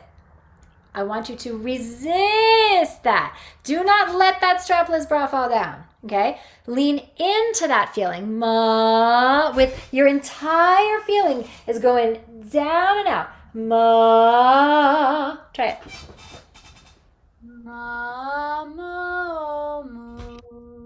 Do you guys hear the difference in the sound? Now, it was better when it started. As you came down, you let go of that resistance just enough, and some more of the air came back into the sound. So just because you're descending, don't be done before you're done, Biancana, okay?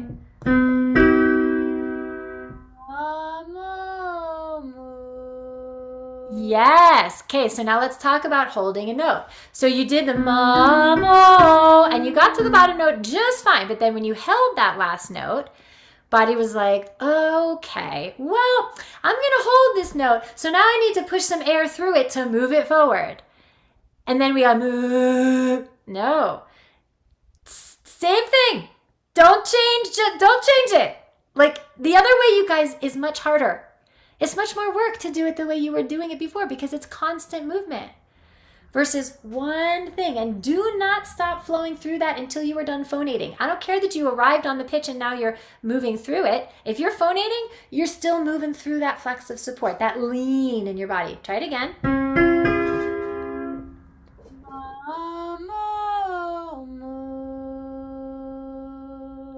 Right, and you can let vibrato come in, that's just fine. You're just continuing to gently continue to move through. Again.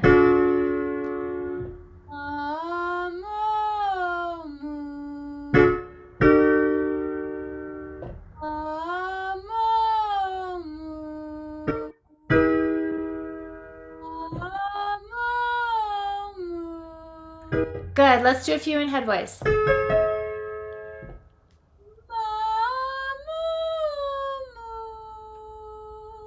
Yeah, yes. Resist the straight tone. You just because we're moving support through pitch. When I say moving support through pitch, guys, what I mean is just because we're holding a note, don't hold your support. Continue to move through. Move, If I'm holding the note and I'm still talking to you, I'm moving through my support. Okay?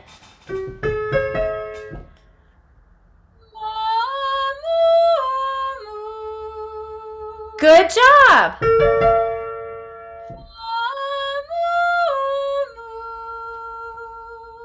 Yeah. I feel like you get tentative at the end. Just let it spin.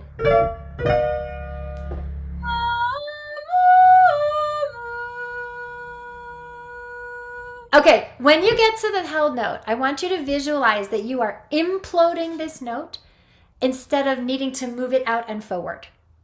Because right now, when you get to the last note, up until then, you are super efficient, Bianca. You're doing everything right. Like it's all hooking in the way it needs to.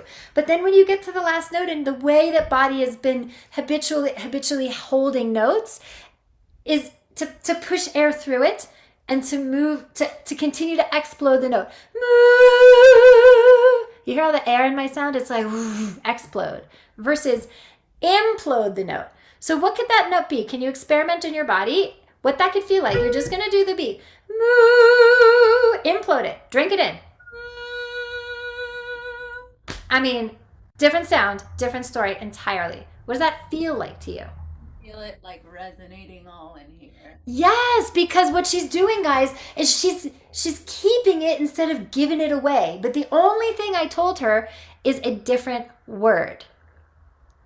Because body cannot do what brain is sabotaging. And so if she's telling herself that she's got to get that note out without realizing it and get that note long and held and push it out, then her body is doing exactly that, right? This is the mindset piece, okay? So you just got a little bit of how literally one little shift in your mindset completely shifted your sound. And we're not even focusing on mindset here. We're focusing on like foundation of support. But just that little intention for you. So let's do another one. And I want you to implode this whole thing. Because your job is not to get the sound out. Once it's out, it's gone. Your job is to cultivate and keep it spinning within you. Okay? Try it. Let's do a half step up. Okay, wait. But I want to, what did you notice about what happened in your body that created that?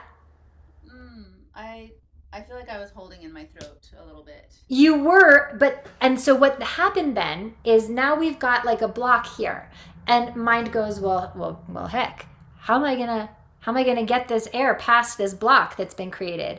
And so then in order to get to, yes, exactly. In order to get to the second pitch, you punched it, and you'll literally see it. You'll see it in your body when you go back and watch this. Okay. So what I was telling Melissa, that open channel, you just get to stay in this beautiful open channel, and this descent into this down and out flex of your support, that's what's going to move the pitch up. You can watch my support gently increase as I do it.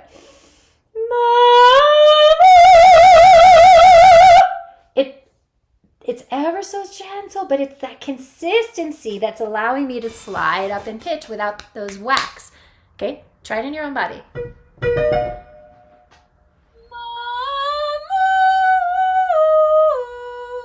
Not bad. Can you imagine that your ears are widening away from each other as you do it? So you've got your support moving in one direction, and you've got opposition with your ears moving in the other direction. Try it.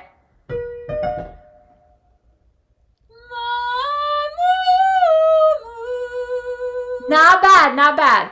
Happening when I get to the it's getting itchy. It feels like something is touching and becoming scratchy. Yeah. So this is less about support than it is about shape of resonance. So you're waiting too long to be in that higher shape and space, that it's a feeling of what I was talking to Melissa about before, that diamond height that goes up here. You're waiting too long to do that.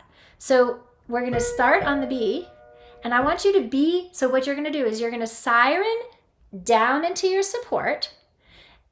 On an O vowel, okay?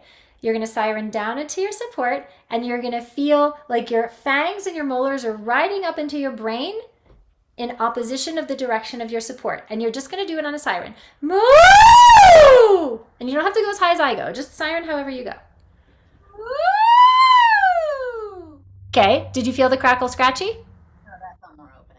Right, because guys, you're the whole purpose of support is to be able to move the energy of your body away from your larynx. That's why everything is this way. The flex, everything we just talked about, okay? There's a whole nother piece of this, which is not really the focus of today, which is the whole work we do on space and shape of resonance is to move all of this up here away from this. So what you just experienced is your anchor and your sail moving in opposite directions, and now this just moves as freely as possible. What you were experiencing before was a little bit of this going that way, and also still a little bit of this kind of coming this way, okay? So that feeling of that siren, woo! That's this. Mama! You're just sirening up. Use your body in the exact same way that you did on the siren. Don't worry about making it pretty. Don't show me your beautiful voice. Just find your siren. Yep, there you go. Do another one. Yes, so you're doing a good job of imploding once you get to the top, but right now it's like explode, explode, implode! Be imploding right away.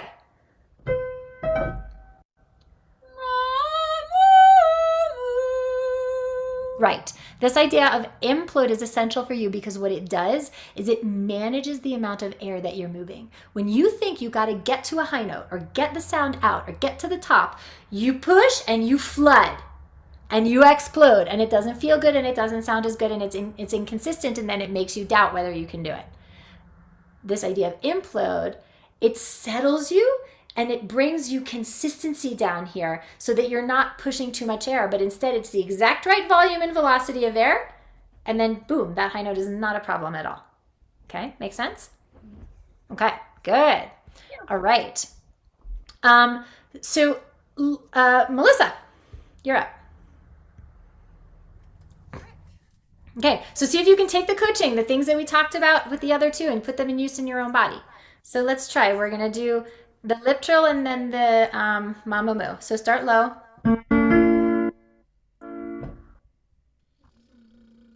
Okay, hold on. I heard air before tone. I heard right? So what that tells me is if you started before you've effectively started to support. So you guys, here's the perfect time to talk about this. Third essential concept is support before you phonate. Before you phonate.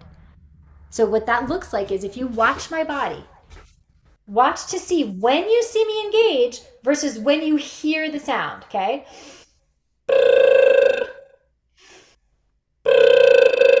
You notice how early you see me support? Can you play with that in your own body?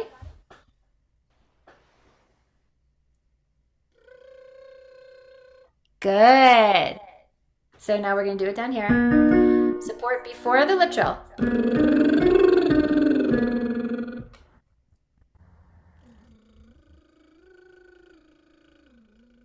Good. Now release on the breath and do the mama moo.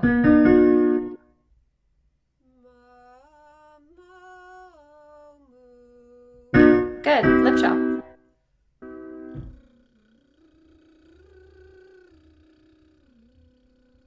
Mama moo.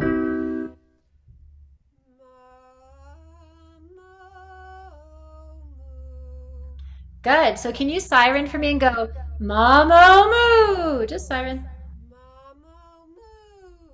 Good. So you feel how easily you're able to get into your head voice. You're just sirening. It's not a big deal. Okay. I'm going to say the same thing I said to Bianca, which is don't worry about making it pretty. I dare you to make a bad sound by now. Triple dog dare you. Okay. Just think of this as one thing. It's not 5 different notes. And really slurp and slide as though you were sirening. Mama. You're just sliding into your support.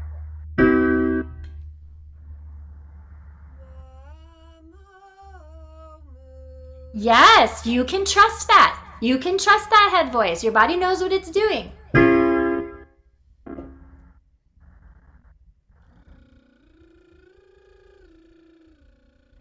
Do you feel how consistent your support is as you change notes?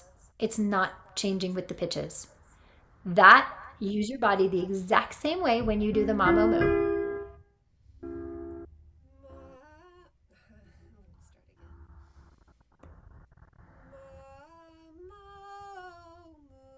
That's it. Okay, wait, but that was you trying to start from here instead of down there. So what is that old habit? What does that feel like? How do you know you're doing that? Well, it feels unreliable and sloppy. Okay, so when you have that sloppy, unreliable feeling, that's your red flag. That you've started to phonate before you've actually started to support. And what's happening is you're trying to sing your way into your support. And what I want you to do is the opposite. I want you to support your way into your sing. So let's try that. Support early.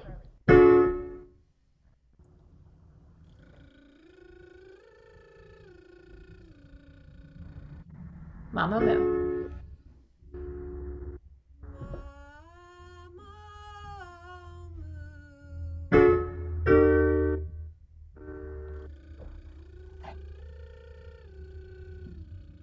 Super gooey.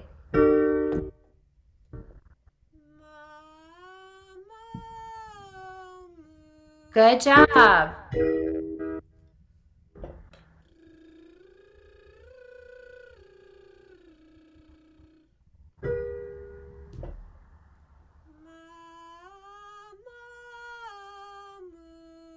That's it. Find your back on the inhale.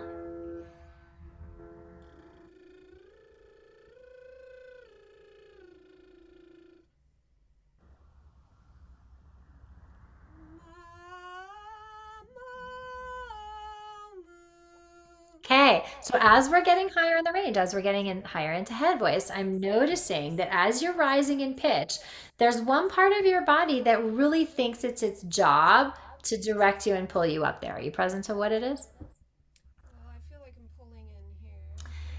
You are, and it's not just that, it's that this is pulling you in your head. So it's like, mom,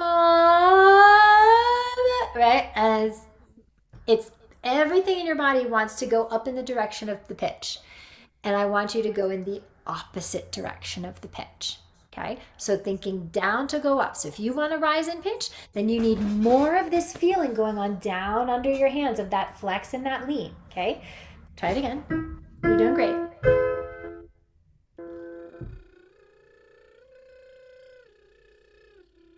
Right, let's do it again. And we've lost the gooiness. I'm hearing and I'm hearing little puffs of air to get you to rise in pitch. So put your lip trill down under your hands. And as you rise in pitch, I want you to flex into your hand. And that's what's taking you to the next note. Try it.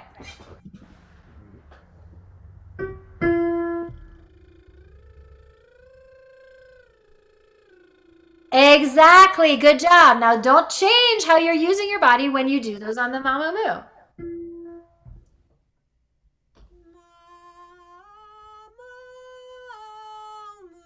Good job. Good job.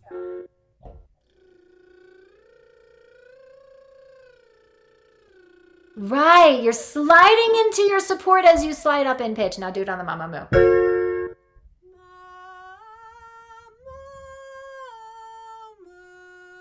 Good. Now can you move your head and do it at the same time?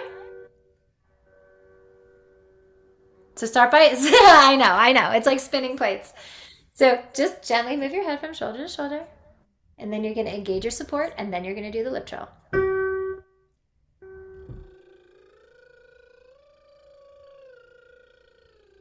Good. Keep moving.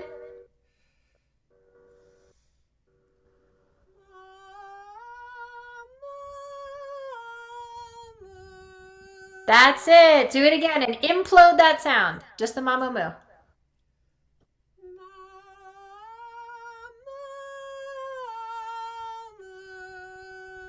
Right. Do you guys hear how that immediately takes airiness out of the sound and connects her to more focused resonant sound? What does that feel like in your body, Melissa? It feels like the sound is kind of circling around inside of my head. Good. That's the sensation of the good sound. You'll notice, guys, that I'm never asking you, how does it sound? I'm always asking you, how does it feel? Because your job is to recreate the feeling of the good sound, not the sound of the good sound. Because you can't trust what it sounds like in your head, but you can trust what it feels here. You guys have all heard yourself on an answering machine and you're like, is that me? You know? And so start to get in touch with the feeling of the good sound so you can recreate that over and over again. And that's what creates a muscle memory. Okay. All right. Great job. Steven, you're up.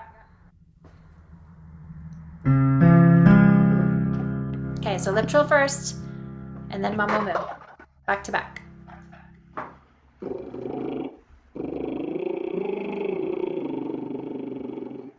Mamo.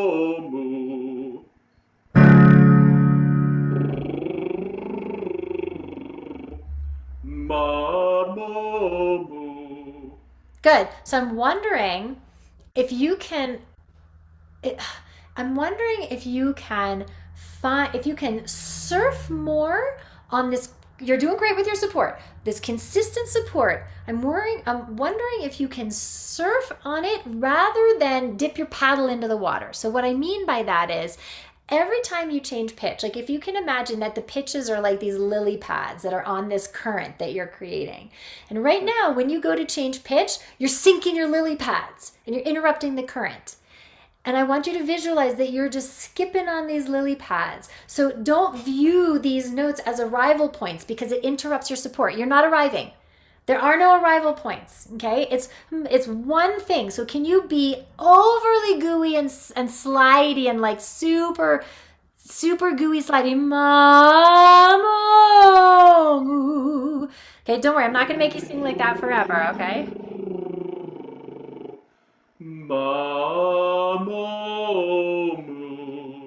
Okay, let's do it again. You're halfway there. You're half in the new and half in the old, okay? What's old about it is that when you get to the next note, the next arrival point, I see your body wanting to do that thing to get there, okay?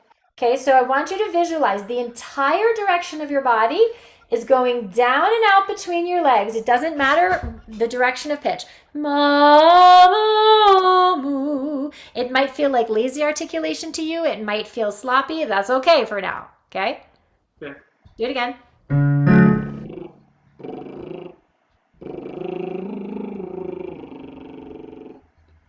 Mamo. Okay, once you were in the phrase, it was getting better, but there's still that impetus to want to like, I'm exaggerating, okay? But to like really like hit that first note, okay? I would love if you could experiment in your body with sitting into a note rather than needing to like land it on that first pitch, okay? Can you, so let's do it, go up a half step. Mamo. Yes, surf the current. Don't interrupt the current. Mamo. Okay, so you know how we're talking about support before you phonate? You are doing that, but not with your actual support. Right now, you're grabbing in your lips. And that's what's happening in that moment instead of support and then just get to the vowel. Ma, ma, okay? Mom. Nope. Did you feel it? Yeah. Did you feel that hit? What does that habit feel like in your body? Just I guess pouncing on it more, I guess. I don't know. Yeah, there's that pouncing, right? So what's the story? What's the story that you're telling yourself in your head about like if I don't pounce on this, what's going to happen? I mean, I'm not sure if it's as much as I'm just still trying to like rediscover like a while ago when I was doing the lip trill and it felt really good with I felt the support down here lower, and then so sometimes when I'm trying to get that activated, it ends up like slamming some, but I don't know. I'm still just playing around with what's here and trying to get it to connect right, you know. So let's do the lip trill back to back again with the Mamo Moo. Okay. And be really intentional about starting that lip trill by sending it like you're gently pooping out between your legs. And then you're going to feel that sensation, and then you're going to use your body the exact same way when you do the Mamo Moo.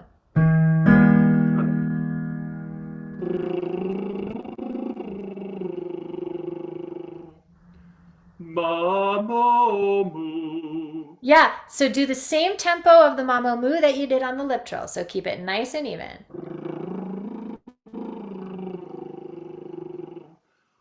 Ma, mo, moo. Okay, so what's happening is you're imploding the lip trill, but the first note of the mamo moo is an explosion. So, same thing I was telling the ladies, implode. It's not your job to get the sound out. Right now, I can feel that you really want to get the sound out, and your body is responding by doing that. And that's where that whack comes from, okay?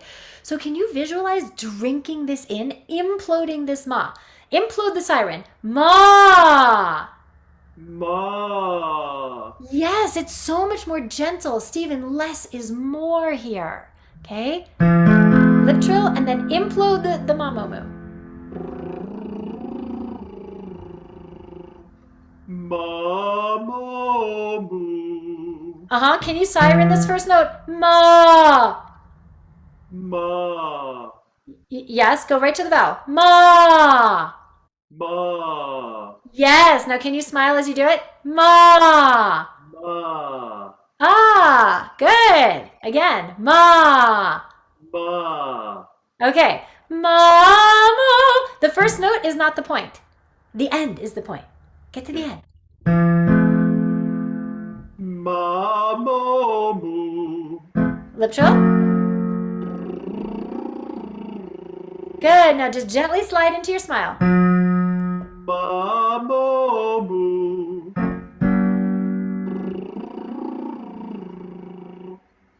Ma, mo, moo. Good, so as you're doing your lip trill, are you being intentional about giving yourself the direction to send it out between your legs, or are you just in autopilot? No, I'm trying to do that. Yeah. I mean, some autopilot, but some, yeah. Yeah, fair enough. I see it. It's okay. So that is your job, which is to practice that intention. Because right now you're saying, sometimes I feel it, sometimes I don't. And it's probably because sometimes you're intentional and sometimes you're not. So if you want to be more consistent about it, then your job becomes practicing the intention. Because Stephen, when you ask your body to do it, it does most of the time. So you have to practice asking your body to do that. Because when you change the thinking, you change the singing.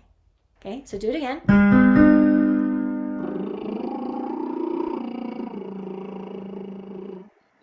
Ma, mo, moo. Okay, I want you to put your hand right on your sternum. Right here, okay? Yep. And I want you to bring your awareness to what's happening under your hand. And I want you to tell me when you feel like you go like this. Okay. Okay? So do it again on the lip trill. Ma, no, sorry.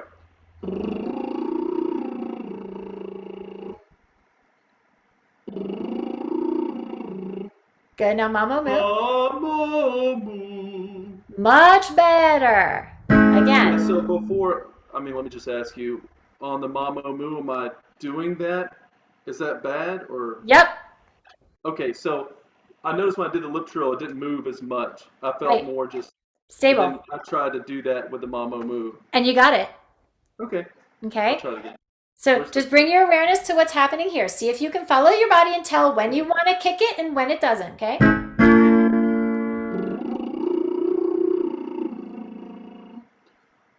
Mamo moo. What do you notice? It feels starting to feel a little bit better. Yeah, I guess. I mean, like it's feeling like I'm not kicking as much.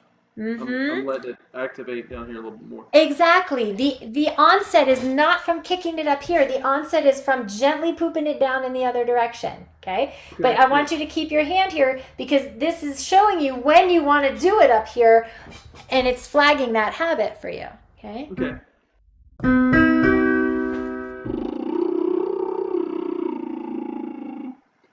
Mamo moo. I want you to pay attention to the onset. See if you can create that onset on the ma. Mamo moo. Lip trill.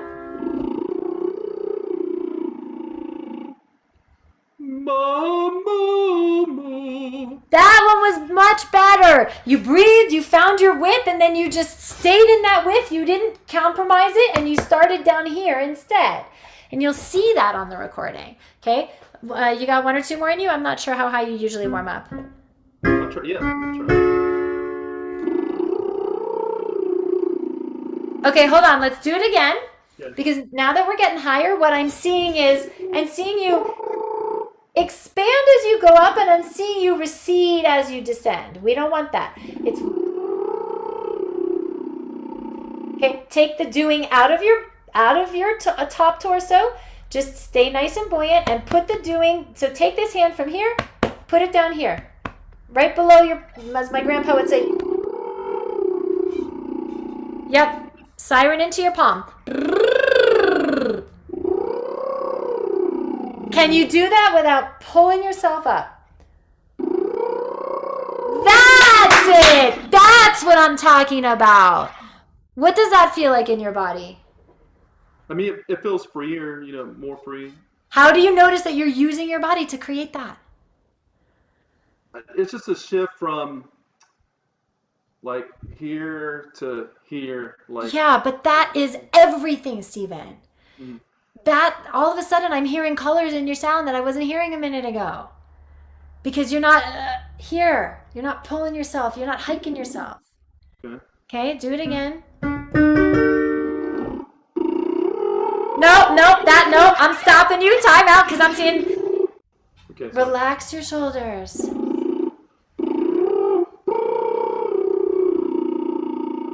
Mamo moo. Moo. Yep, I see the energy of your body going up to go up. I want the energy of your body to go. That's it. What did that feel like compared to the one before? It got more grounded, it felt, yeah. Yes. Okay, this is what you're... Like it was getting caught here. Yes. This is what you're missing, which is really having that sensory awareness, that muscle memory of what that low good feeling feels like, and being able to immediately interrupt. When you start feeling it here, do not finish. Stop. Find your back. Release your belly. Reset. And then down to go up, which means bearing gently down on these lower muscles, feeling your pelvic floor, gently bearing down. This way, you don't see my body going, I can get the note out, but it has no bloom, it has no body, and it has no grounding. Okay? So I want you to siren for me into your pelvic floor. So you're going to put your hands down here for a second. Yep, okay. Even lower. I want you to feel right above your pubic bone, like right down here, okay? Yep, okay? And I just want you kind of what I had Bianca doing. Siren, don't go into falsetto. So go as high as you can go without going into falsetto. Visualizing that the higher the note goes, the lower you're pooping it out between your legs. Mo! Okay. Can I do it like on a lip trill first, or sure? Okay.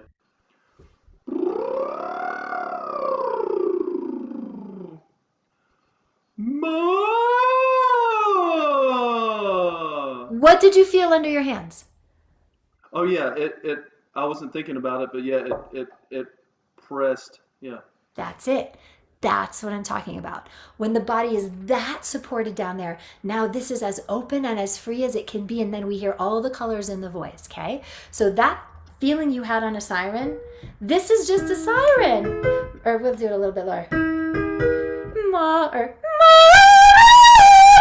It's just ma. Just use your body the same way. Ma. Yeah.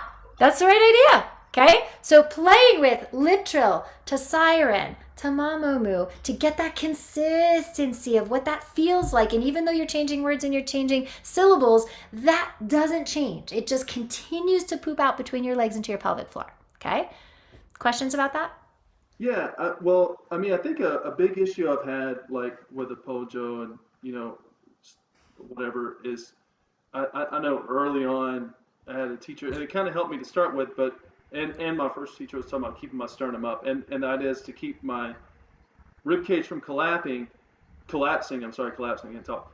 But I guess what I always end up doing is like holding up, right? And then I'll lose this, and then everything tenses. So now that feeling of down here, but expansion, I guess I'm getting the feeling of like this being open without being like caught up here. Right, because it's not about what's happening up here. So it's I actually imagery of my sternum being keep them, turn them up. I know, but it I'm did. just miscommunicating that. I Like, know. And like, I totally get why a teacher would say that. And it did you a disservice because it directed you too high. Okay. The ribs and the sternum, then a singer is going to do exactly what you have been doing, which is this. Okay. The width that we want is down here. Oh, okay. Okay. This, like you have fixed ribs and then you have floating ribs. You're trying to manipulate your fixed ribs, which is why you're all up in there because you can't do that. They're fixed. The floating ribs are the ribs that move. They're the ones from here down and down into your back. Okay. So that feeling of expansion that you got when you were ragdolled over, that's where it is. Like anything above the armpits, really kind of anything above sort of mid under your nipples, kind of. That's where I want you to feel buoyancy, so that when, like, if you look at me, breathe in, and you can see it just happens from here down. That's where the expansion happens. There's nothing, I can keep pulling it up here like I showed you before, but then I'm going to be in the same boat you are, which doesn't help me. Okay. So it's being able to condition that sensation that you just felt. Don't worry about this. Forget about it. Just allow yourself to feel like a nice open heart space. Feel your shoulder blades sliding down your back. So here, let's put yourself in that physiology. So feel like just a beautiful open heart space, right? Your heart is here. It's not up here. No. Did you feel how you just went like this? That's a force. That's a doing. Okay. So it's just like a beautiful open heart space, the way that you would communicate with your children. Okay. You're not like all up here. You know, I guarantee you're not. So that beautiful, like, unzip. It's just zoop. Yes. And then just feel your shoulder blades sliding down your back, and release your belly and breathe into your back. Yes. You feel all that? And that is from here down. That has nothing to do. So you can, with all due respect to your other teacher, just like forget about it. It's not serving you. Okay. And that way you have this buoyancy here and this freedom here, that so then when you tap into this, it's impossible to tap into this and be up here in the same time, which is why you're getting this, your body's fighting itself.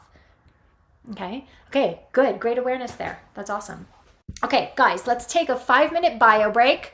So if you need to go to the bathroom, grab some water.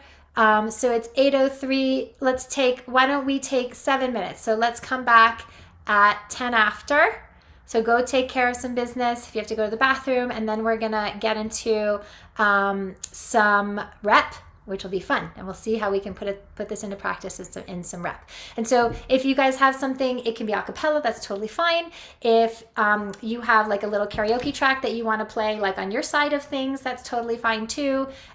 We're gonna, just pick a chorus of something, or a verse or a chorus, something where we can just start to put this stuff into play in the context of a piece. Okay.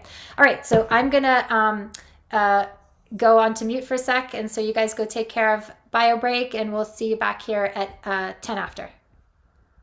FYI, I think you can still hear me. I have to leave at 7:25. Oh, okay. So why don't you go first when we come back in? Okay. Cool.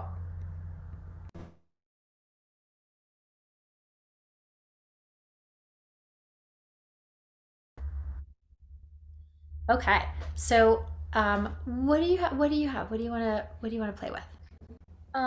Just something I had up right now. Hurt by, I don't know who it's by. 9 Inch Nails, actually, I think. But then Johnny Cash does a cover. Okay, so let's. Is there a particular place that tends to be sticky for you in this? Oh. Okay, I don't feel super sticky on this song. Maybe I'll choose something else that I do. I feel like all throughout this other song, I feel kind of sticky. Namakara, because it's like a little bit percussive with the lyrics. Okay. It's challenging for me. Okay, cool. So, start singing it? Yeah, let's do it. Just pick a verse or a chorus, a particular part of it, and we'll play with it. Hannah, my darling, I will follow you into the sun, rise under desert sky. We fly, rise together with our hearts upon our sleeves for all to see. Okay, good. Okay, so how did that feel in your body, first of all? Did you feel like you were feeling some of the new use of your support, or did you feel like it felt kind of like old habit? I felt mostly supported. And Okay. the higher notes felt there's like a question in my mind. That's what I wrote down actually. What tends to break up my support is my thought of like, do I know this pitch? I can't hear the pitch in my head. Am I going to get the wrong note? Okay, so what does that create in your body? Uh-huh. And now she's worried and she doesn't want to fail, and so she's going to do one of two things. So when we're scared, human reaction since the beginning of time is always the same. It's fight or flight. You're either going to fight this pitch, which means make, force, do, manipulate, control, and that's going to kick you off your support for all the reasons that Stephen was just talking about, right? All this fight, right? Or we're going to flee, in which case we abandon ship on what we know. And either way, we've created the exact scenario we were scared about in the first place, which is not getting the note the way we want. So typical, prototypical, stereotypical example of how the mindset is messing with the skill set here. Okay. So let's talk about skill set first. Okay. Let's work backwards with what you were doing. So let's start with the couple phrases closer to the end, the one that's that higher one at the end there. Let's see if we can back up a phrase or two before that. We fly, rise together with our hearts upon our sleeves for all to see. That felt more better. Okay, in that instance though, you chose head voice. You're right. Okay, which is fine. It's a choice, but I still don't think you're supporting it enough because it's airy right now. Okay, so can you siren for me in your head voice? And by siren, I mean just, what's the word? All, for all to see? Is that it? All? Okay, so you're going to siren the word all. And just like I was talking to Stephen about, I want you to siren it down into your pelvic floor, into these lower feeling of lean here. And you're just going to go, all.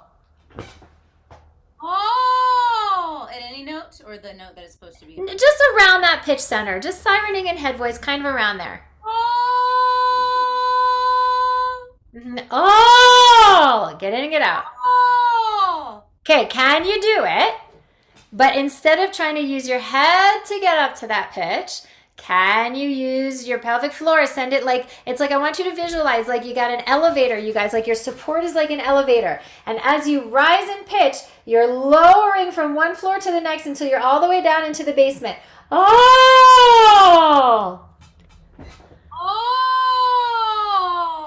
You feel how that's like totally resonant. It's not airy at all. Just because you decided to be grounded and consistent away from the direction of the pitch. When you think the pitch has to go up, your head tries to pull it up and the rest of your body goes this way, and now it's flooded and it's airy, okay? So that feeling in the elevator though, that's not just reserved for the high note. You got to be in your elevator through the whole phrase. So where does that phrase start? Do you breathe before four? I will follow you into the sunrise under desert sky. We fly, rise together with our hearts upon our sleep for all. That's all one breath. No, it's not. You didn't do it in one breath. I think you did rise together. Da, da, da. I think start at rise and let's see what you do. Rise together with our hearts upon our sleep for all to see. That was one. Okay, yeah, so that's how you do it. Okay, so now that feeling of elevator, okay, that starts at the beginning of the phrase, and let me back up. And you do not get down to the bottom of this elevator until you are ready to breathe for the next phrase. So, I don't know the words, but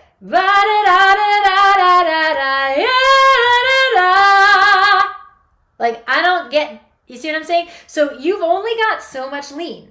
So you got to consistently, gradually be in this lean over the whole thing so you have it all through the phrase. Try it. Rise together with our hearts upon our sleep for all to see. Okay.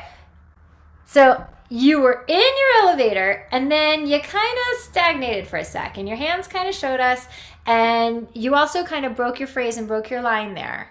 Are you present to when that happened? Between four and all? No, it was earlier than that. So let's do it again.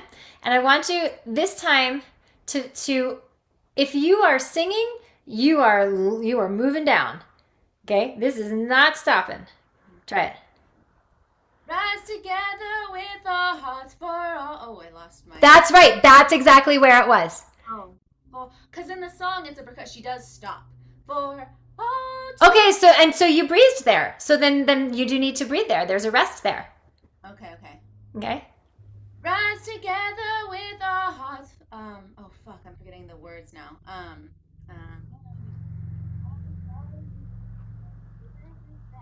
We fly. Rise together with our hearts upon our. Yeah, but see, now you're back to da da da da da da da. Your hands are telling me what your support's doing, girlfriend. Okay?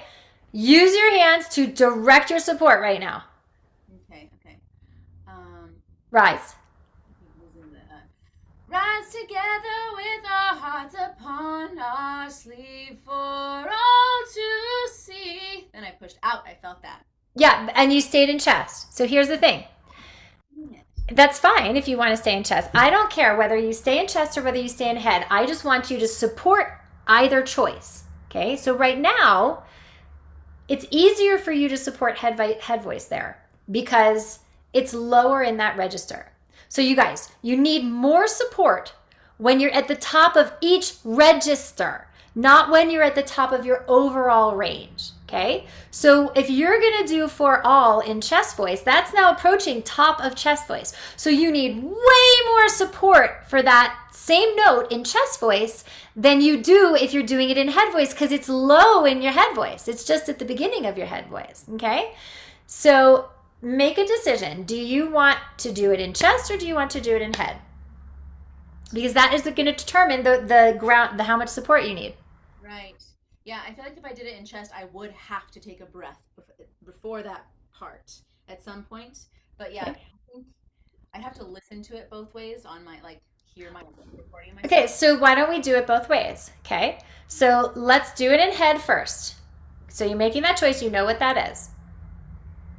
Rise together with our hearts upon our sleeve for all to see. Ooh, see. Okay, so the reason that happened was because you breathed beautifully and then rise together and then you stayed here. You stayed here the entire time, okay? So rise together with a da da da da da. I'm still singing and I'm here, okay? So cultivate that. Do that again.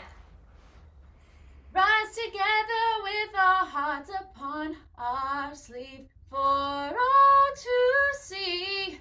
Okay, so when the first section is better than the second section, because the breath in between the sections right now, you're not letting yourself reset and reclaim your container. So you started here and then you released for the breath and then you came right back into this. Instead of finding your buoyancy again, finding your back again. Rise together with our hearts upon our sleeve for all to see. It's better when you get to, so there's two things that I want to say. You're letting go of a lot of breath because you're being very efficient with it. So the rise together, da da da da da.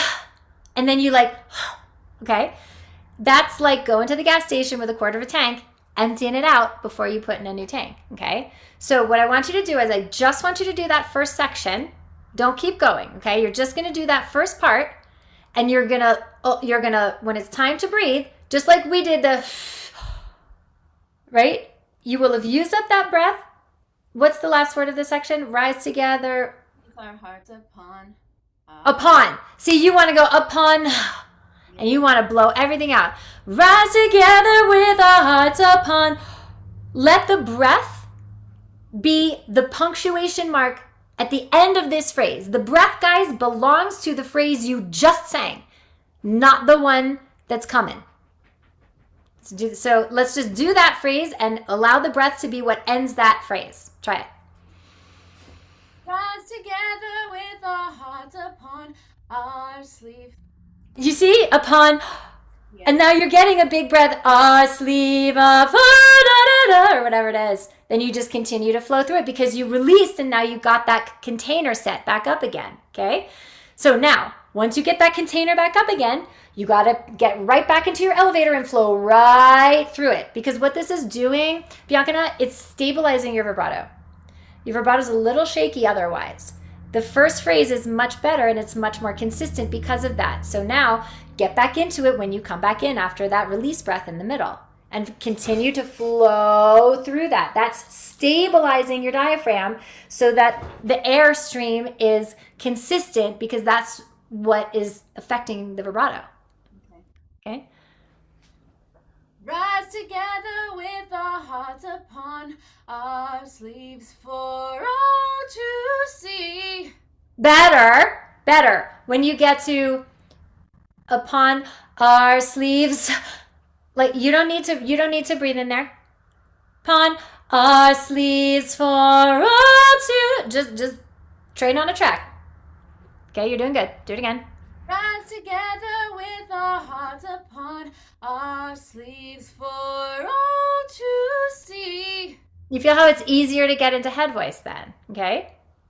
So last bit, when you come down to 2C, it's just a little bit pitchy because it's a little bit flat because the line is descending and your physiology wants to descend with it. And so pitch is going with it, okay? So you're descending, but I want you to resist that descent. Oh, to see. Like open, you know how like a plane comes in for a landing and it opens its flaps so that it doesn't like, you know what I'm saying? So this proverbially being your flaps. Just because you're coming down, don't be done before you're done. Don't let this go, okay? Continue to resist. Try it again.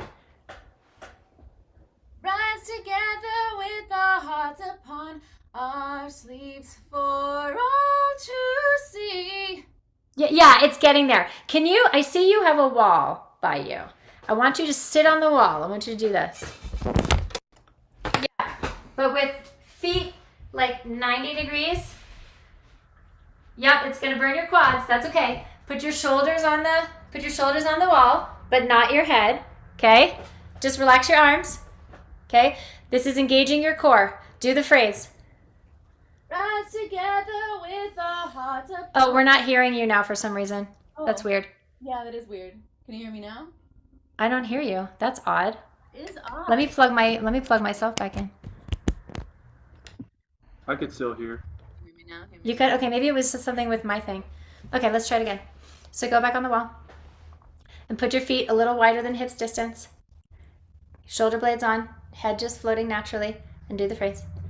Rise together with our hearts upon our sleeves for all to see. Aha! So good. Yeah. Why do you think? You can come up. Why do you think? I don't know. Just having like my back supported and everything. Just I don't know. Okay, so there's two reasons. The first is when you're on the wall like that, your core is engaged in such a way to keep you from falling off the wall, but it's that same core consistency that you need for your support. You're not letting go, else you would fall off the wall. So you've already got that core support already serving you. And the other reason is because you're really able to feel your back on the wall, and so you're not collapsing as much. You're using the wall to like resist into, okay? So the way that I want you to practice this is you're going to go on the wall, you're going to feel that, then now you're going to come off the wall and you're going to put yourself in that same muscle memory. And so even though you're not on the wall right now, I want you to engage your core and resist into your back in the same way you were when you were on the wall. So imagine you're on the wall and do it again. Rise together with our hearts upon our sleeve for all to see. Rest my case. Yay! Done. So for Melissa, be her ears for a second. How did that sound different to you? Mirror back to her. It sounded stronger and more secure. Yep. It was way more stable, way more consistent. It was not as airy. It was a present, resonant sound. And it also didn't seem like you were trying as hard. Nice. What did that feel like to you? Oh, great. Yeah, I felt naturally strong, Mm-hmm. like naturally present and Yep. like easy. So that wall sit is just kind of a little hack to be able to help you to feel what that consistency feels like and where you feel that in your body, in your core, and being able to use your back in that expansive way, because you really feel it on the wall when you can breathe into it and stay. You would feel yourself if you were going to collapse and come away from the wall. You know what I'm saying? So I would use that to practice. And so do it on the wall, then come off, recreate. If you start to feel it, feeling the old way, getting up here, go back on the wall. Remind yourself of what that sensation is. Come off the wall. Imagine you're back on the wall. Just do it back and forth. Okay. Okay. Yes, you're so welcome. Good work. All right. You'll get an email tomorrow with the links to the recording and the MP3 for practice and stuff like that. Okay. Okay. Good. Okay. Melissa, you want to be up next? Sure. I think maybe the song I'll sing is Rome by the B-52s. It's Oh, I love that one. totally mixy the whole way through. It starts right on the bridge and just stays there. And I think breath support's a limiting factor in this. Okay. I'm curious, are you just on the regular mic on your device, or do you have an external mic? What's picking you up right now? It's just the mic on my computer. Okay, because it's just a little, the gain is a little bit low, but if it's on the computer mic, I'm not really sure what else you would. I can plug in. Okay, maybe. Let's try that. Yeah, I can't hear you if I plug in that way. Oh, well, you definitely want to hear me. So let's just not be too far from the device, and I think that will be okay. Okay.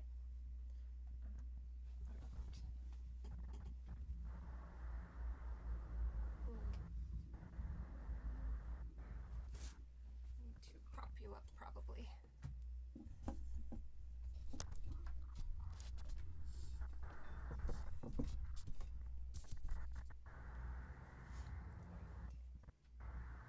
Okay, so what section do you want to do? Let's pick a section. Line 1. Okay, we'll start at the top. How about we do a verse and a chorus? Okay.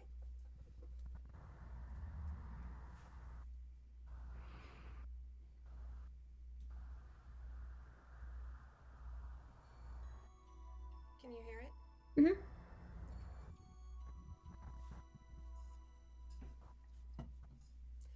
I hear a wind whistling air, whispering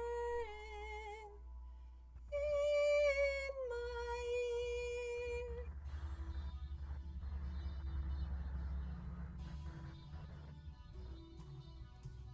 Boy, Mercury, shooting through every degree. Oh, girl, dancing down those dirty and dusty trails. Take it hip to hip, rock it through the wilderness. Around the world, the trip begins with a kiss. Roam if you want to, roam around the world. Roam if you want to, without wings, without wheels. Roam if you want to, roam around the world. Roam if you want to, without anything but the love we feel. Okay, good. Let's work on that much. Okay, so where in your body, what part of your body did you feel was supporting you the majority of that chorus? Oh, good awareness.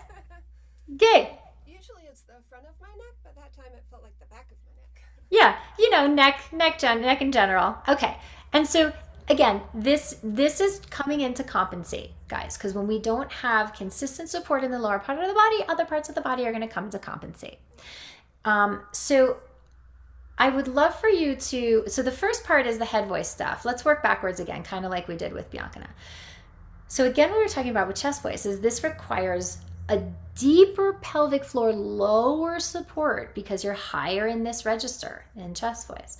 So I want you to really imagine, so put your hands low here, okay? And I want you to imagine just in front right now. I just want you to imagine that you're having a bowel movement, okay? And I want you to bear down like you're pushing it out. What do you notice happens under your hands when you do that? They go out. Yeah, they flex, they engage. Okay, so now I want you to gently engage those muscles, and I just want you to siren the word roam, and you're gonna stay in your chest voice, you're not gonna go into head voice, and you're gonna use that pelvic floor the way you just felt under your hands, and you're gonna gently bear down over the duration of the siren into your pelvic floor, and you'll feel it under your hands like you just did. So you're gonna go roam. Roam. Yes. Did you feel what that was? Now I want you to do it over a much slighter duration. What that was a little bit more of a hit. Roam. Roam. Slide up and down into your pelvic floor. Roam. And you notice how you're able to get up, and this is just like not involved at all. Because when that doesn't do its job, this is like, oh, okay, I'll do it. Okay, so you're gonna do the siren again, just like you did, but I want you to notice how low and engaged your pelvic floor is when you get to the top of the siren. So do it again. Roam. Yeah, that was not quite moving as low as you needed it to, and so do it one more time. Roam. Okay, so that depth and engagement of that pelvic floor when you got to the top, that's what you need to start with because you're coming in on that pitch. Roam it, okay? And over the course of roam, if you want to, so you're going to come in with that level of engagement, and then you're going to continue to flow through it through the course of the phrase. Roam if Okay, hold on.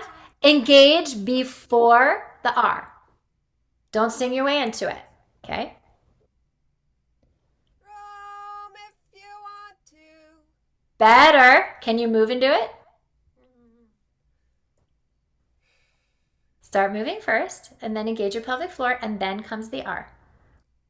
Roam if you want to. Okay, good. So you were in the pelvic floor on the pitches that were ba, ba, ba.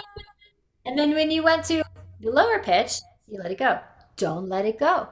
Continue, because remember, when we change pitch, we're not going to change that support. Roam if you want to. Okay, so when it's feeling unstable, it's because the support is going ba, ba, ba, ba, ba, instead of this consistently. So find your siren again. Roam! And feel what it feels like to move pitch without changing that support. Roam. Yeah, when you get to the top, you're not done. Don't let it go.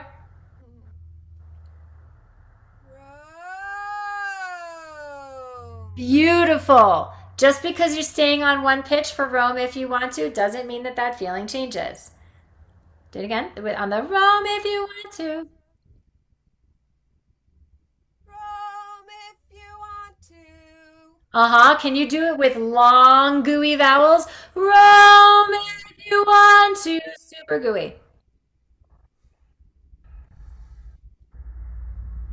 Roam if you want to. That's it. What did you notice about that?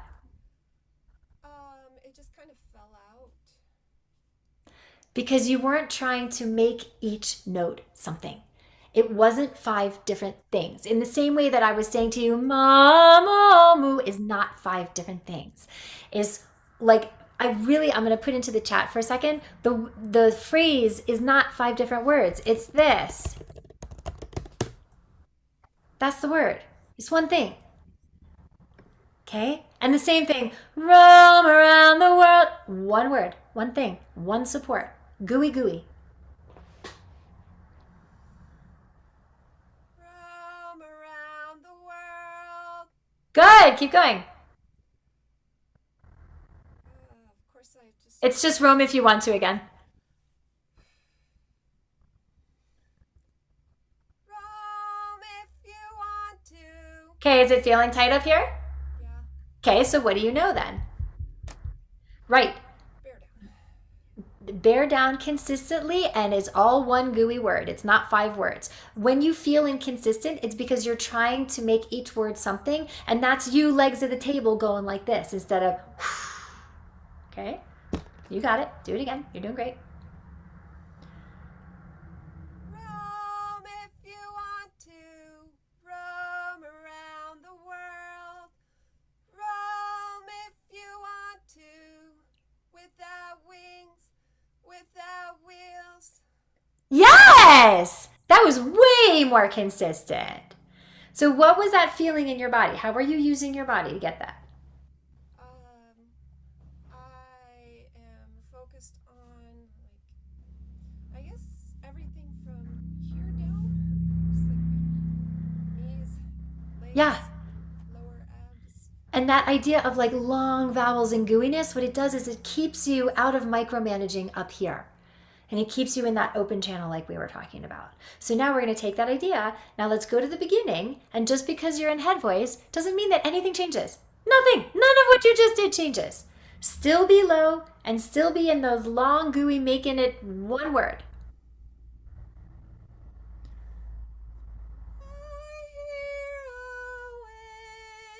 Okay, siren for me for a second. Into your pelvic floor. I hear a wind. So the I is consistent, but then as you change those words, do you notice how things start to kind of shudder a little bit, right? So I want you to visualize moving your pelvic floor away from your eyes. I hear the wind.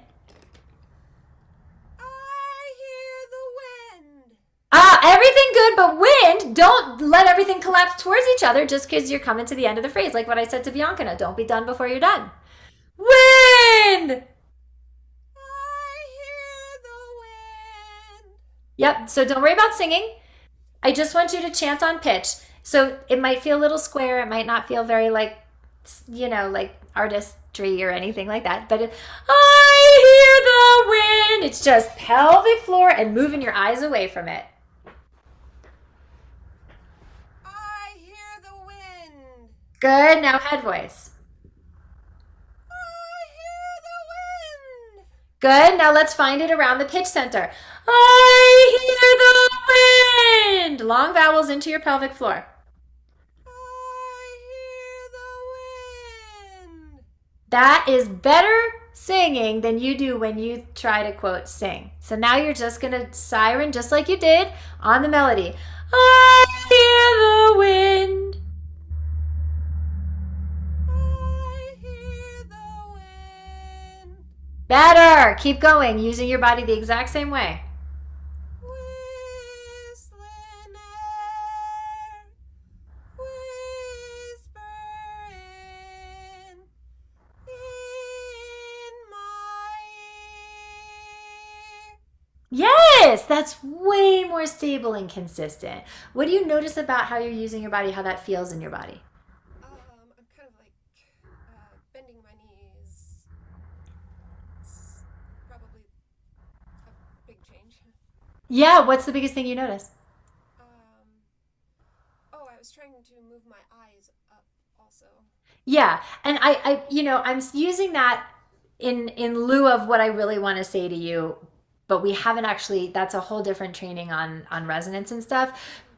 But it was the easiest thing to understand, but I don't really want you to get into too much of that because I don't want you to start looking up because it's not about that. It's about moving the your hard palate, your soft palate, your cheeks, your ears up off your teeth. And it's just a way of getting soft palate space.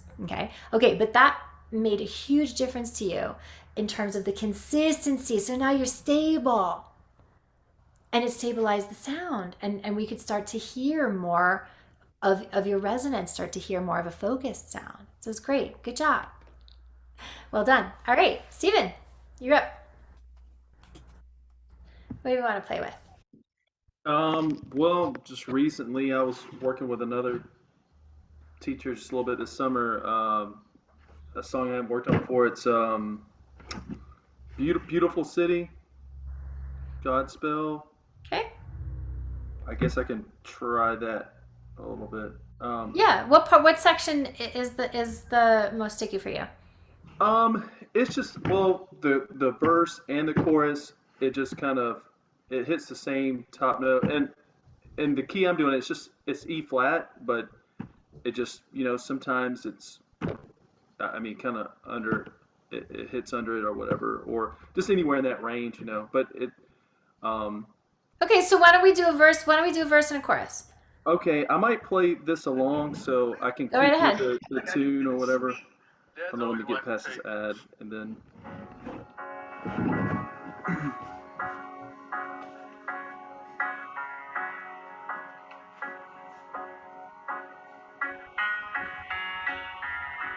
Out of the ruins and rubble, out of the Steven, do you smoke. have a recording without somebody else's voice on it so that I can really just hear you? Let me just try it a cappella. Okay. So, I think, out of, what is it? Out of the ruins and rubble, out of the smoke, out of a night of struggle, can we see a ray of hope? One pale thin ray, reaching for the day. We can build a beautiful city. Yes, we can. Yes, we can. Just that Okay. much. Working on that. Okay. So it's cool to see because in the context of the song, and when you watch this back, you'll see it too. You can really see every time the pitch goes to the next higher pitch, you want to pull. You want to pull yourself up Right, into right. place. Okay. Okay. So I want you to do the same thing that I told Bianca to do. I want you to go on the wall. Were you Okay. watching when she was doing that? Yeah. Okay. That's right. So feet about hips distance, 90-degree angle. Yep. You could take your socks off, or maybe if it helps you, unless you're barefoot. Maybe, yeah. I don't want to fall. Yeah. It'll be easier that way. Okay. And so you go on the wall, and so you're gonna feel your shoulder blades on the wall. Okay. And you're gonna really feel it because you're gonna feel the wall differently if you start to do this. Okay. So let's go ahead for it. Okay. Out of the ruins and rubble, out of the smoke, out of a night of struggle, can we see a ray of hope? Did you feel that? Did you feel that on the wall? Hope. Yeah, it felt like more tense trying to. Yeah, but did you feel yourself kind of hike yourself on the wall because of it? Yeah. Okay, so that's the old habit. Okay, so Okay. that it's just giving you a metric to like really feel that because you start to feel the wall differently when you're doing that. Okay, so come back off the wall, and I'm gonna do with you the same thing that I just did with Melissa, but with these lyrics. Okay, so you're fine with the first out of the a ray of hope. It kind of starts there. So let's do that line. Okay. Okay, and I just want you to connect with that low pelvic floor. Okay, and I just want you to, I just want you to siren the words into your pelvic floor. So what are those words of that phrase? The ray of hope part. That's the hope is where it goes to the higher note or ray. Right. So where do you breathe and then you come in on that line? What is that whole line that has ray of hope? Can we see a ray of hope? Probably, it should be one line. Like, can we see a ray of hope? Which is like an octave like move or whatever. But are you breathing right now in the middle of that?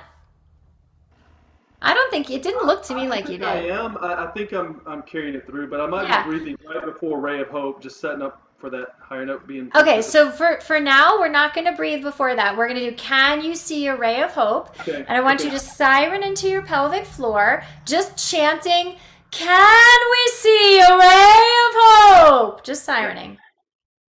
Can we see a ray of hope? Good. So now I want you to do what Melissa did, long vowels. Can we see a ray of hope? Can we see a ray of hope? Okay, I want you to plant your feet. Okay. I want you to ground your space because right now you give away a lot of energy and power with all of this Okay, going on. gotcha. Okay. So I want you to visualize that these words are traveling. You're bearing gently down on your pelvic floor and it's going through your hips, through your knees, down through your feet, grounding into the floor and growing massive roots into the floor. Can we see a ray of hope? Can we see a ray of hope? Okay, good. Now I want to give you permission to be lazier with your diction right now. Right now you're chomping and chewing a lot on the words and it's interrupting this flow that you have. So let it feel a little bit lazier. Can we see a ray of hope? Can we see a ray of hope? Okay, good. So move your hands out from the middle and I want you to feel what's going on, right? So like pubic bone right around here, okay? And I want you to gently do what Melissa did and I want you to bear down like you're pooping and feel what happens under your hands. Okay. You feel? Nope, not while you're phonating. Just do it right now. Do you feel? Yeah, do you feel that? Okay. That's what I want you to graduate into over the course of the siren. Don't worry about what it sounds like right now. Just long vowels, lazy diction, and down into your pelvic floor. Can we? Okay, did you feel that hit? Did you feel that hit? Yeah, what do you mean? Yeah, that hit. Ka. That was, your whole body went, ka. Okay? Lean, not contract. Can we see a ray of hope? Yes, again, and a little higher pitch center. Can we see a ray of hope? Good. Again, finding that feeling in back body like we talked about and sirening into your pelvic. Wait, don't be up here. Okay. Relax your shoulders. Can we see a ray of hope? Beautiful. Okay, so now you're going to siren on the pitches, which means use your body the exact same way, but you're just going to do the melody on a siren, okay? Can we see a ray of hope? Okay, so what I want you to do is siren again, but you're going to siren from a lower pitch center to a higher pitch center. Can we see a ray of hope? Okay. Can we see a ray of hope? Yeah, don't go into falsetto like me, okay? Yeah, do it again, but only go into... Can we see a ray of hope? Yeah, but you're trying to get up there by manipulating everything except the one thing that's going to do it for you. Okay, so I want you to say... Can we see a ray of hope? Yes. What is the pitch that hope is on? E flat. Okay, so that sensation of gradual lean where it's not, you don't need the rest of your body to do it, okay? I want you to siren through the pitches with that same sensation in that lower part of your body. Try it again. Start it just on the pitches, sirening through them. Okay. Can we see a ray of hope? Okay, you're in your pelvic floor until you get to of. Can we see a ray of... I don't know the exact words, but when you get to...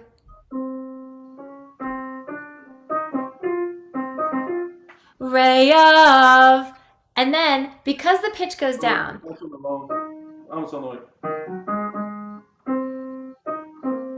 I'm on the wrong place. I don't know. Sorry. I think I took it up a key, a higher key than what it was, or something. I'm sorry. Okay, so where is it? Just tell me. I'm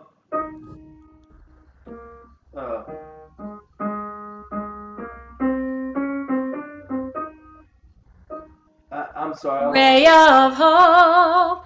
Is that where we land? I guess we can just try it there, even though it's a little bit higher. I'll just keep trying to do whatever. Okay, so we're fine with it.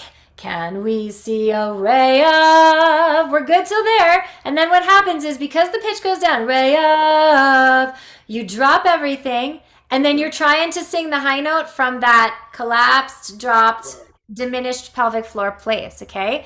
That that little note, it's an article and it's a short note value, and your body is treating it like the bastard stepchild right now.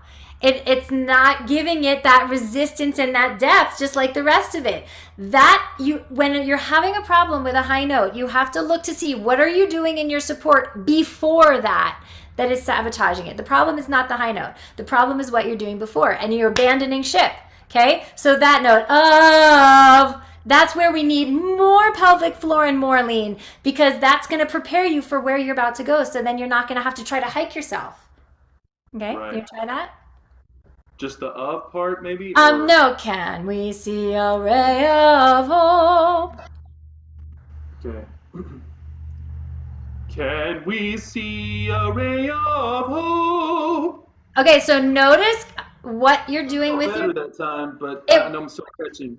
Okay. Yep. Okay. So, in an effort to help you to feel what it feels like to just support down here, can you pinwheel your arms? You're gonna backstroke, and you're gonna gently. Whoops. Give yourself room, whatever room you need to do it. And you're gonna gently backstroke, and you're gonna do the phrase while you backstroke, reaching. Okay. Okay. Can we see a ray of hope? Oh, look at that. Look how easy that was. Came out a lot better that time, yeah. Yeah, because you got this out of the way, okay? Yeah, You're going to do it again. So I couldn't breathe. Exactly. You couldn't, but right now, like what I was doing with Melissa when I was asking her to move, because that's her security blanket, okay? This action here, that's your security blanket. And we had to disable it so that your body could actually feel that it can trust what's happening when it doesn't do that. We got to create some trust here, okay? Because you're going to do it again and you're going to backstroke, okay? But I really want you to pay attention to what you're feeling and how you're using this in order to create that awesome sound without needing to get all up in here, okay? So do it again and just witness how you're using your lower body. Can we see a ray of hope? Yeah, it's a little bit flat, so it means you need to get a little bit lower into your pelvic floor. I forgot about the of that time, too. Yep. That's okay. Fair enough. Do it again. You got it. Can we see a ray of hope? Yes. Okay, so now, how did you recognize that you were using that lower part of your body when this wasn't all up in the way?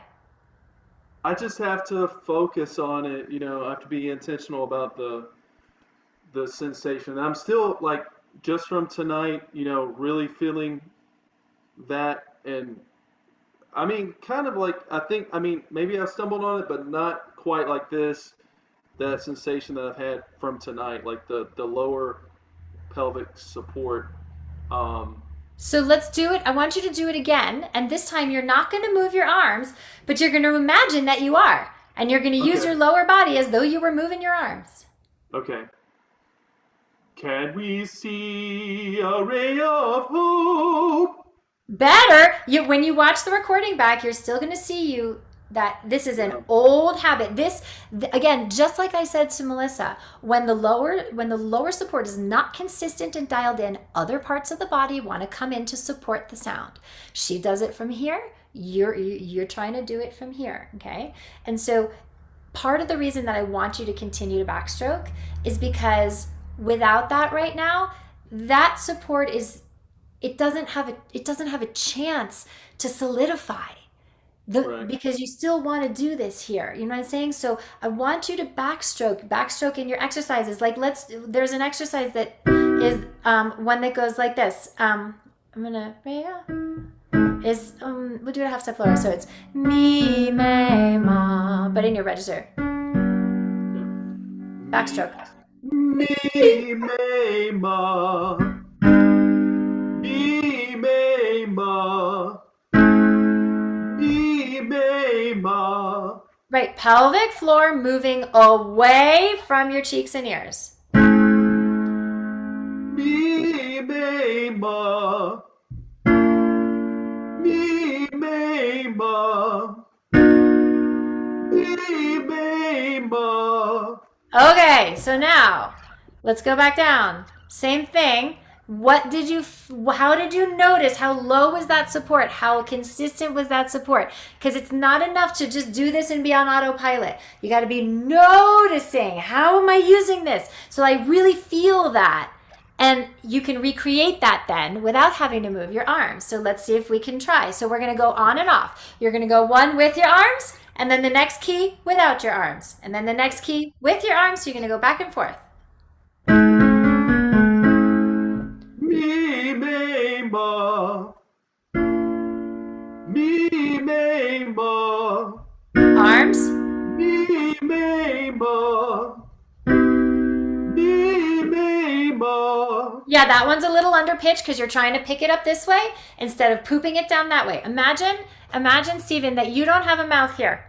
Literally no mouth here, okay? You are a creature without a mouth. The mouth is between your legs. I need you to sing it out between your legs. Me,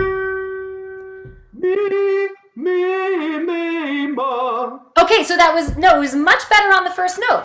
But then as you went down, you collapsed it. We got, don't collapse it. Just because the pitch is changing doesn't mean we change that sensation. Do it again. You're doing good. Me, ma. Yeah, but it's flat down here because the closer you get to what's comfortable, you let it go. Okay. Okay, it doesn't matter that the pitch is descending. You got to continue to feel that sensation no matter what of that bit gently pooping down, okay? Me, ma. Me, ma. Me, ma. Yeah, okay. So there's some major resonance work that we need to do, okay? You're getting this better. But there's a lot of stuff going on here that's trying to manipulate that, like, this isn't really the focus of this class, but I want to help you and I want to at least point this out to you, that there's a lot of stuff that's going this way and it is pulling you, it is pushing you in the direction of this. So on the one hand, you're doing a much better job of moving this energy away from the larynx, but you still got all this energy pushing towards the larynx, which is... So Dundee, just let it go up higher. Try that. Well, let me see what that means to you. So let's do that and see. Can you tilt the screen just a little bit more so that I can see? Sorry. Yeah. Okay. I'll give it a shot. Okay, so Me, ma. it's all very much here and it needs to be high between your ears. Me, ma. Okay, how do you say in E vowel if you're just in normal speech? Say me. E. Okay, E. me. Yeah, but that's... Me. But I don't know if it was taught to you a different way or if it's just a habit of the body. But right now, what body's doing, and you'll see it on the recording, is this. Okay. Me. Find your ears. Feel your ears widening away from each other and siren into your pelvic floor. Me. Smile. Me.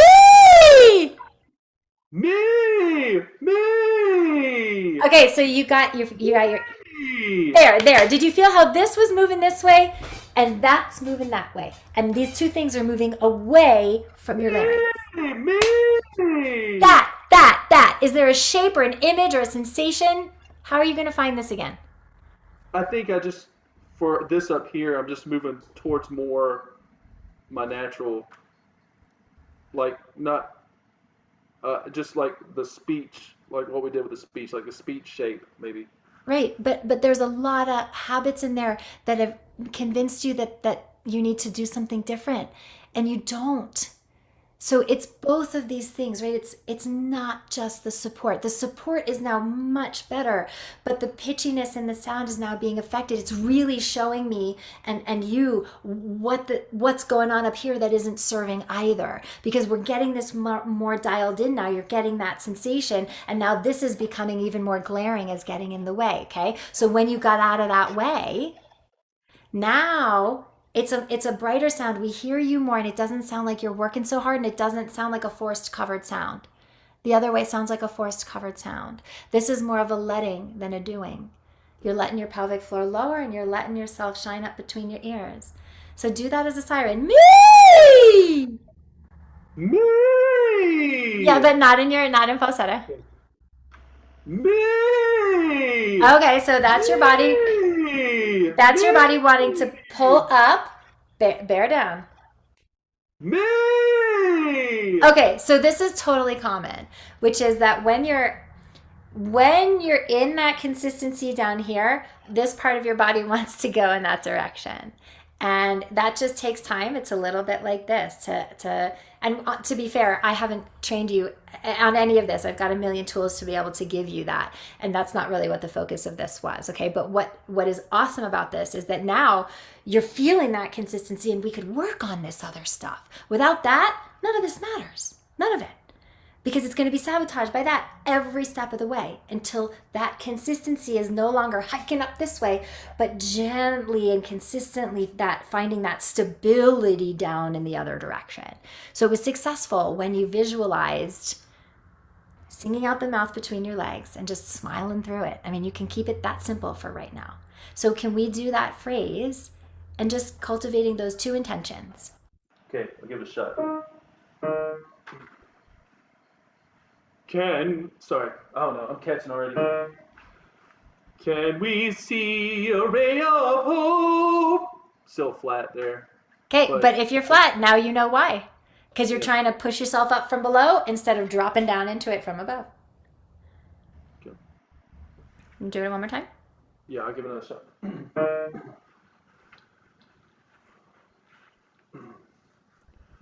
Can we see? Let me try that again. I don't know. So what was it? What did you notice about your body that made you say, I want to try that again? I just feel like now I'm starting to really close a little bit more. I don't know, like I'm not getting the breath into my back to start with. So even though I'm trying to feel this down here, it's, just starting right up here already. Like especially starting low, too. Yeah, it's speech level. You don't have to, there's nothing you need to do for that pitch. It's where you talk all day, every day. Just talk that pitch. Okay? Yeah.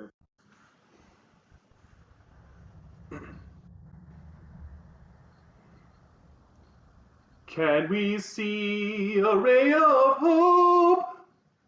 That felt better. It released a little bit more that time. It was better. What you did better here is you set it up from a place of peace and openness. You weren't all the way up here. The first time, I didn't stop you, but I knew what was going to come out because you were up here, which is why you didn't feel that back breath, which is why you didn't feel that release. So this time you just came back to that feeling of open heart space. And it's a life breath. It's just a life breath into your back. It's how you breathe every day. Okay? These pitches, they start low. You don't need to manufacture. You don't need to make them darker. There's nothing that you need to do here. Your voice is beautiful enough there. Talk these pitches. Can you see? Can you see? This is where I talk every day too. Can you see? But then I'm accessing my pelvic floor to help me rise. Can you see a ray of hope? And I'm just continuing to go this way. I don't have to force. I don't have to push. Less is more with you, but that's mindset stuff. So that's going to take some extra work because you've got age-old conditioning showing up that's convinced you, whether it's old training, whether it's whatever it is, that you've got to be this. And I'm saying you do better when you just allow your body to do what it was built to do, and when you get it right, that's what's happening. Yeah, I do think the support's definitely a shift though for me. I mean, definitely like it's a little bit a different feeling than I've had. Yeah, because what you've had has been manipulation, force, control, doing. And this is stability in a different direction. And so cultivate that. Allow yourself to be in that rather than needing to force it up and get it out. You know what I mean? Like these are low pitches is what I'm saying. There's nothing needed here. It's where you talk all day, every day. Can you see? Like what would happen if you just allowed yourself to just kind of like talk on pitch with long vowels? Do that experiment. Can you see? Can you see? Yeah, just let it spin in your normal speed. Yes. Can you see? Yes. There's so much more ease in that. And we're starting to hear colors in your vibrato because you're just allowing your body to be rather than to do. Difference between being and doing. And yeah, there's a skill set involved in that, and there's also a mindset involved in that. And there's also, getting rid of habits and blocks and patterns and identifying all of that. But you guys now have this foundation of the physiology of support, of the steps of support. Release on the breath, receive the air, engage, then phonate. Phonate is the last thing you do. You have now steps to be able to build consistency here. And so this is the best foundation support. But as I'm saying, this is only one piece of a larger problem. If you're not having that consistency, and you know you guys have this potential, both of you, like Melissa, that was so much more consistent than what you did before, but it's just a small piece of this. And so please know that there's like so much more to freeing your most powerful sound and conditioning that so you can go out there and be successful with it. Because here's the thing, guys, technique is not optimized in a vacuum. It's not.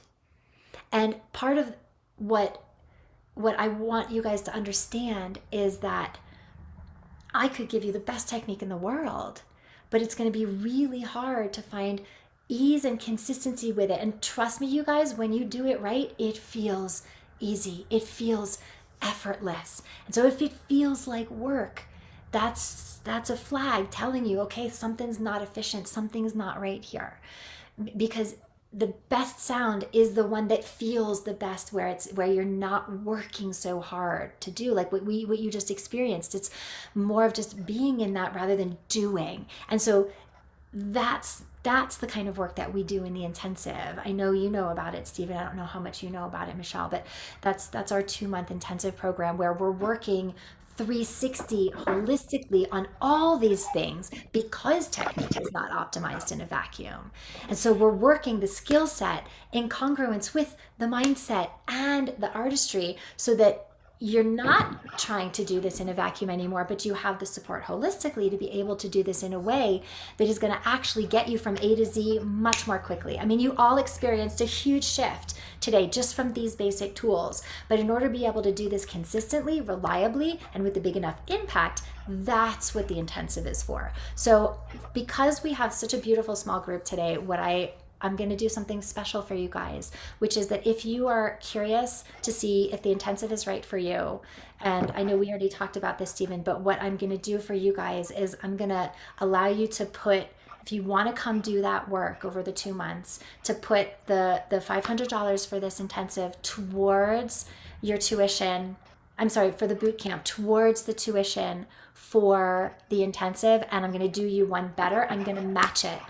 So I'm going to give you $1,000 off just for you guys who are here right now, and for Bianca and I, if you want to be able to come do that work and understand, get those shifts in a really short period of time. I mean, you guys all had major shifts in just these last 3 hours. Imagine what we could do if we got our hands on you for 8 weeks. And that's why this stuff works. So I'm going to give you a special link. I'm going to put it in the chat, copy it, and keep it for yourself. And this is a link to be able to, where's my chat? And this is a link to be able to book a call with me. So if you book a call with me in the next 3 days, so we can talk about the intensive, see if it's a fit for you. And if it is, you have $1,000 off the tuition because of this boot camp. But this is just an offer for the next 3 days for you guys specifically. So copy it, use it, get on my calendar, and let's talk and let's see if this is right for you. And if it's a fit, then you get $1,000 off to do it. The price of the boot camp, that plus I'll match. So $1,000 off the tuition. So do you guys have any questions for me about anything that we talked about today? Okay. I guess so. We both had sort of. I'm not hearing you very well, Melissa. Can you maybe step closer to your device? Yeah. So we both have sort of tense things that we just do habitually. Is it a good idea to practice with? For me, doing the head shake, and for him the arm thing. Yeah, it's disabling the security blanket. But there are 2 pieces to the security blanket, right? There's the physical piece, which we addressed today, but there's also the mindset piece, because these things, they come up because of fear, right? I don't want to fail. I don't want to sound bad. I don't want to be embarrassed. I don't want to be flat or crack or do the things that are going to make me feel like I'm not enough, and that, I'm not showing up to this. And being impressive, right? Like we don't want to fail. We want to be impressive. We want to succeed. And so the body has fear reactions to those things. Like we talked about the fight or flight, right? And so we also, the reason why we're so good at helping singers get rid of tension and be able to sing freely is because we're also addressing the mindset piece, which it could take years to get out of these tensions without that. I'm not saying it can't be done, but it's been my experience that the best way to be able to address tension is to be able to address where the tension is coming from. And it is always a body's reaction to what's going on in the mind, because you don't want to fail and you don't want to be embarrassed and you don't want to make a bad sound. And so fight or flight. And so it's about breaking that feedback loop by, number one, giving you a rock solid skill set, which is what we laid the foundation for today. And number two, giving you a rock solid mindset so that you're not spinning in the negative feedback loop. Because here's what happens is that you go into that fear reaction, that fight or flight mode, which is where the tension comes from. Because if it's fight, you're in tension because you want to fight. This is what you're doing, Stephen. You're in fight mode. Okay. For you, Melissa, it's actually flight. You back away, but then what happens is now there's this flood of air and body goes, well, I don't want that flood of air. So then you try to create a dam here to manage that. Okay. Either way, you've both created this scenario that you're scared of, which is making a bad sound. Okay. And so we're addressing, or no, I started to say there's that piece that it's like, okay, so now you're trying to mitigate all that. So now you're in that tension and you're in that fear reaction. And what happens is you make the bad sound, and now you have evidence that you're not good enough. You have evidence that, it's not going to work, or that you're going to fail, or whatever. And so now that feeds back in to the next time you go for that phrase or that sound or that high note. And now you're in even more fight or flight. And so the reaction is even bigger. And now you have even more evidence that you suck and it's not going to work in all the places that we go in the mind. And then it feeds back in. And it is just this giant negative feedback loop.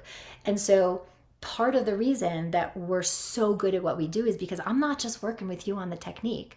We have our mindset coaches. We have a whole mindset piece of this, which is why we're able to break these habits in such a short period of time. Is it possible to do it with traditional training? It could take 5 or 10 years to get rid of it, because you're not addressing the root of what's causing that tension in the first place. And so again, technique is not optimized in a vacuum. The minute that I think I was doing it with you, Melissa, when I said, don't show me your beautiful voice, just be willing to make a bad sound. And mind was like, cool. And then body was like, cool. And then it just did what we asked it to do. And so these are just little examples of how powerful your mind is, because your body's only ever doing what your mind is telling it, whether you realize it or not, subconsciously or consciously. So if this work sounds interesting to either of you, that's why I'm giving you $1,000 discount to come in and do that work. And so if you want to have a conversation about it, just get on my calendar, use the link, and we can see if it's right for you. And Stephen, if I know we already sort of had a conversation, and if this is something that you want to, look deeper into, then get back on my schedule and we'll figure it out. We'll talk about it. Do you guys have any other questions? Okay, so you're going to get an email tomorrow, guys, that has the bootcamp replay. So you can download this and watch it back and practice with it and get all the distinctions again. There will be things that you will notice when you're watching it that didn't even hit you when you were in it, okay? So make sure that you go back and have that. And you'll also get links to the MP3s of the exercises that we did, the lip trills, the mamo moos, the me, me, mas, like all that, that you can practice with.